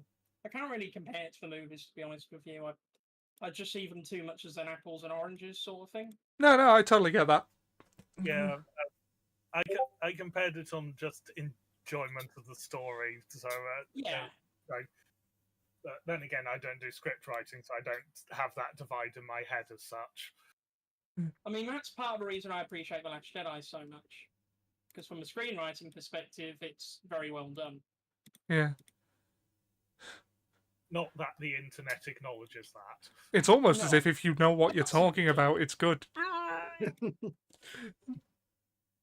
I'm fully expecting all of us to either be eaten like in Dot and Bubble, or just to be catapulted off of bridges, like in Monty Python's Holy Grail, for some of the stuff we're saying. Like, and just like Dot and Bubble, we would be accosted by a very annoying people who turn out they're probably a bit racist.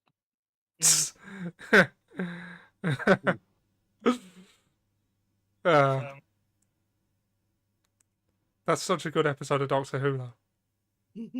Yeah, I didn't think I'd like it at all until towards the end.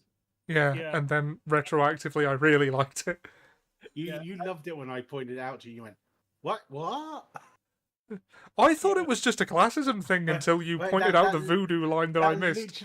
It was literally I thought live. it was just a boomer thing. In real time, his brain exploded. Yeah, and then I watched it again and I was so mad at myself because it's all over there. Yeah, I must admit. How did I not know they were racist? Yeah, I must admit, I went into it with that half spoiled for me.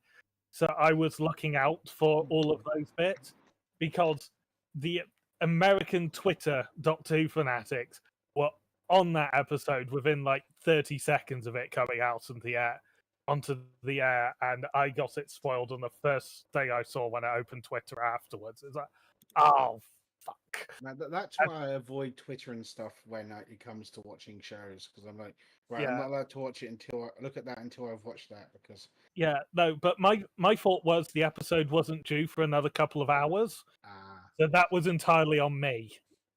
I started watching mine on the American timeline. That is the more sensible time for me because I don't sleep. Yeah. Well, it was more the fact that I could wake up early in the early on the Saturday and go, you know what, I'm going to watch this now instead of waiting for it. Yeah. So, Trigger, where would you rate this? Because I believe you're the only one who hasn't yet. To be fair, I think you all have placed it exactly where I'd place it. I don't think there's a set place where I'd place this, but I think everyone's opinion on this is very much right. It's up on the higher end. Yeah. I mean, the second series could elevate this to be one of my favourites if it's done well. What I would say though is just to end sort of pull us into the final sort of station is, if you're watching this and listening to this, don't give a toss what we say. Go watch it. Yeah. Because I cannot promote think for enough. yourselves. I cannot promote enough. Don't listen to other people. Just go watch it, and then you come back and tell us what you thought of it. But better yet, tell us why you think that, because that's always worth thing that's always worth exploring, even if you think you know. Yeah, and it could lead you to find something else you appreciate about the show. It could relieve my bugbear of why Basil sniffs to see better. I am not letting that go anytime soon. I'm sorry. There are no wrong answers as long as you show you're working out. I don't mind what your opinion is as long as I believe it's yours. Yes. Yes. Yes, and clearly remember also, and this does apply to us, people are idiots. Yeah. And Yeah, I'll put my hands up and admit that. Present company by no means accepted. present company Agreed. very much included. People are idiots. So, well, for goodness sake, I admitted about being surprised Pedro Pascal was under the helmet of the character played by Pedro Pascal. People are clearly idiots. I am clearly one. Dum, dum, dum. Yes. So don't let idiots tell you how to think. You tell idiots how you think. I would actually put the Acolyte as number 2 in Star Wars series. I'm putting it above the Mandalorian. Okay, that's praise. Yeah. Well, not really. It's damning by faint praise. But it's like Andor first, Acolyte way the hell second, Mandor season 2 particularly close behind. Because Mandalorian seasons go 2, 1, 3 in terms of quality for me. And I like season 3. It's just there is a drop off there. Yeah, I have the problem with Mandalorian season 2 is that at least one of the episodes doesn't feel like an episode of The Mandalorian, which again, the Book of Boba Fett has that sort of problem. It doesn't feel like it's got an episode that doesn't feel like it's in the right series. And then Ollie certainly has heard my problems with the Luke Skywalker turning up scene. I have the same problems with that series. It's I hate that scene. Like, it was cool, but it reduces the Mandalorian to an extra in The Mandalorian. Yeah. You know, it removes the stakes of the finale entirely. If it was more of a struggle. Sorry? I think I would have felt differently about that if it was more of a struggle. Like, if the fight had already begun and was progressing by the time he got there, and they were struggling, like, maybe. Because I don't feel like they did anything in that episode. I feel like Luke's the only person who accomplished anything. Yeah, Luke. Well, did no, the he beat Moff Gideon in a duel. Yeah, True. Luke the most sort of like visually impressive stuff in the episode. And then second by a long way, even though he defeated a Dark Trooper and then defeated Moff Gideon, is Din Djarin. And then third, sort of like most impressive things achieved in the episode, is Boba Fett at selling the illusion that he was trying to destroy the shuttle. Or a lot of the characters were there. Like, literally, as Ollie said, if they had been fighting the Dark Troopers rather than just waiting for Luke to solve the problem, it would probably remove 90% of the problems I have with that scene. Well, no, it would still have made the More tension, because at least you think, holy shit, how are they getting out of this one? Yeah. It's sort of like if they were fighting. Djarin is going to die. He's going to die. And like, people say The Last Jedi ruined Luke and then champion that like characterless. It's an action figure doing action figure things. Well, actually, it's a Darth Vader scene. Yeah. There's the whole thing. Like, clearly, in one of them, he defeats one of the droids by bonking its head with the crushed remains of another droid's head.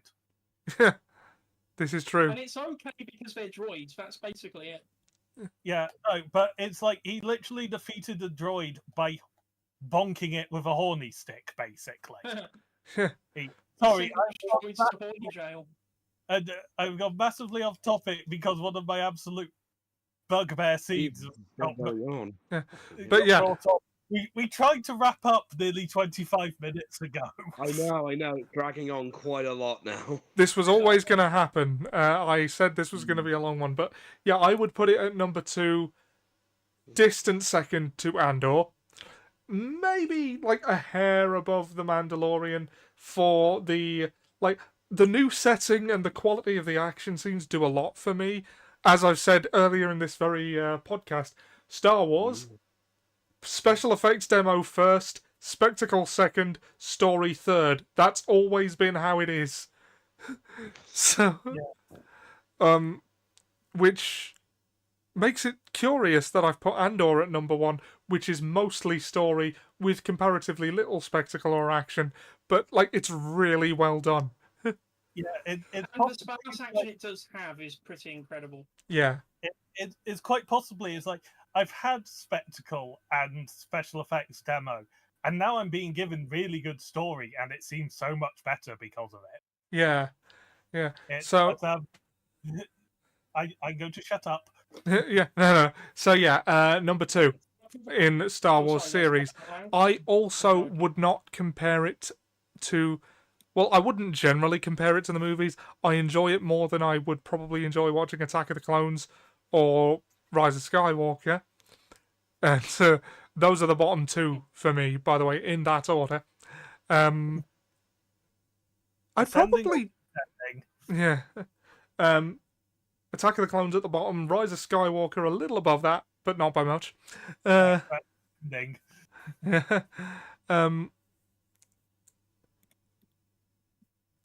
I don't know if I'd compare it to any of the original trilogy. Probably above the Phantom Menace, but I don't know. Revenge of the Sith was a comfort watch for a long time, so I don't know if I can, in good conscience, put it above that, especially since Backstroke to the West exists, and I know that's unrelated, but if we're going by enjoyment rather than technical proficiency, Backstroke of the West stream when? We'll figure that out. So yeah, I'm probably gonna give this, I don't know if this is high praise for the Acolyte or damning by faint praise for the rest of Star Wars. And I like Dave Filoni's work, but I don't know. Tales of the Jedi / Tales of the Empire were all particularly good examples. Yeah. Yeah, I would say this is among the better things that Disney has put out, though not necessarily the best. And I think Kenobi is underrated. It's dumb. It's dumb as hell, but it's a lot of fun. It's the movie the prequel fans wanted. Yeah. If they could bring themselves to admit that. Yeah, if they could bring themselves to admit that.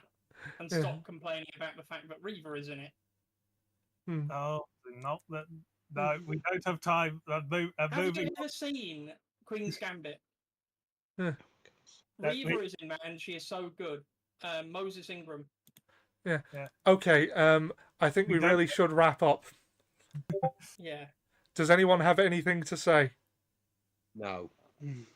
Yeah. Maura just wants to go. I have. It's midnight and I'm very tired. I want to very quickly say fuck Coyote Monday. Fair enough. I would second that sentiment. I go say good night and may the lesbian space magic be with you. Oh yeah. May the lesbian space magic be with you. I'm kind of bi, so that kind of works. Yeah. All right. So I'm not sure we'll be back next week. I know we said we'd review the Acolytes. Review. Rather quickly came out with. Yeah. I know I said we'd review Acolytes as an episode of the Acolyte, but if everyone's up for that, I'll still do it. But I'm kind of sick of talking about Star Wars on the internet at this point, because going through the headlines of Star Wars, it is exhausting. And Trigger's brought this up himself. It is particularly tiring. Yeah, that's fair. So I may just retire this slot and leave it open if one of you guys wants to use it. If you want to review Acolytes as an episode of the Acolyte, I'm happy to do that. But tentatively, this is goodbye until a new Star Wars thing drops. This is The Wave. May the lesbian space magic be with you. Good night, everybody. Good night. Good lesbians to you. I mean, good night.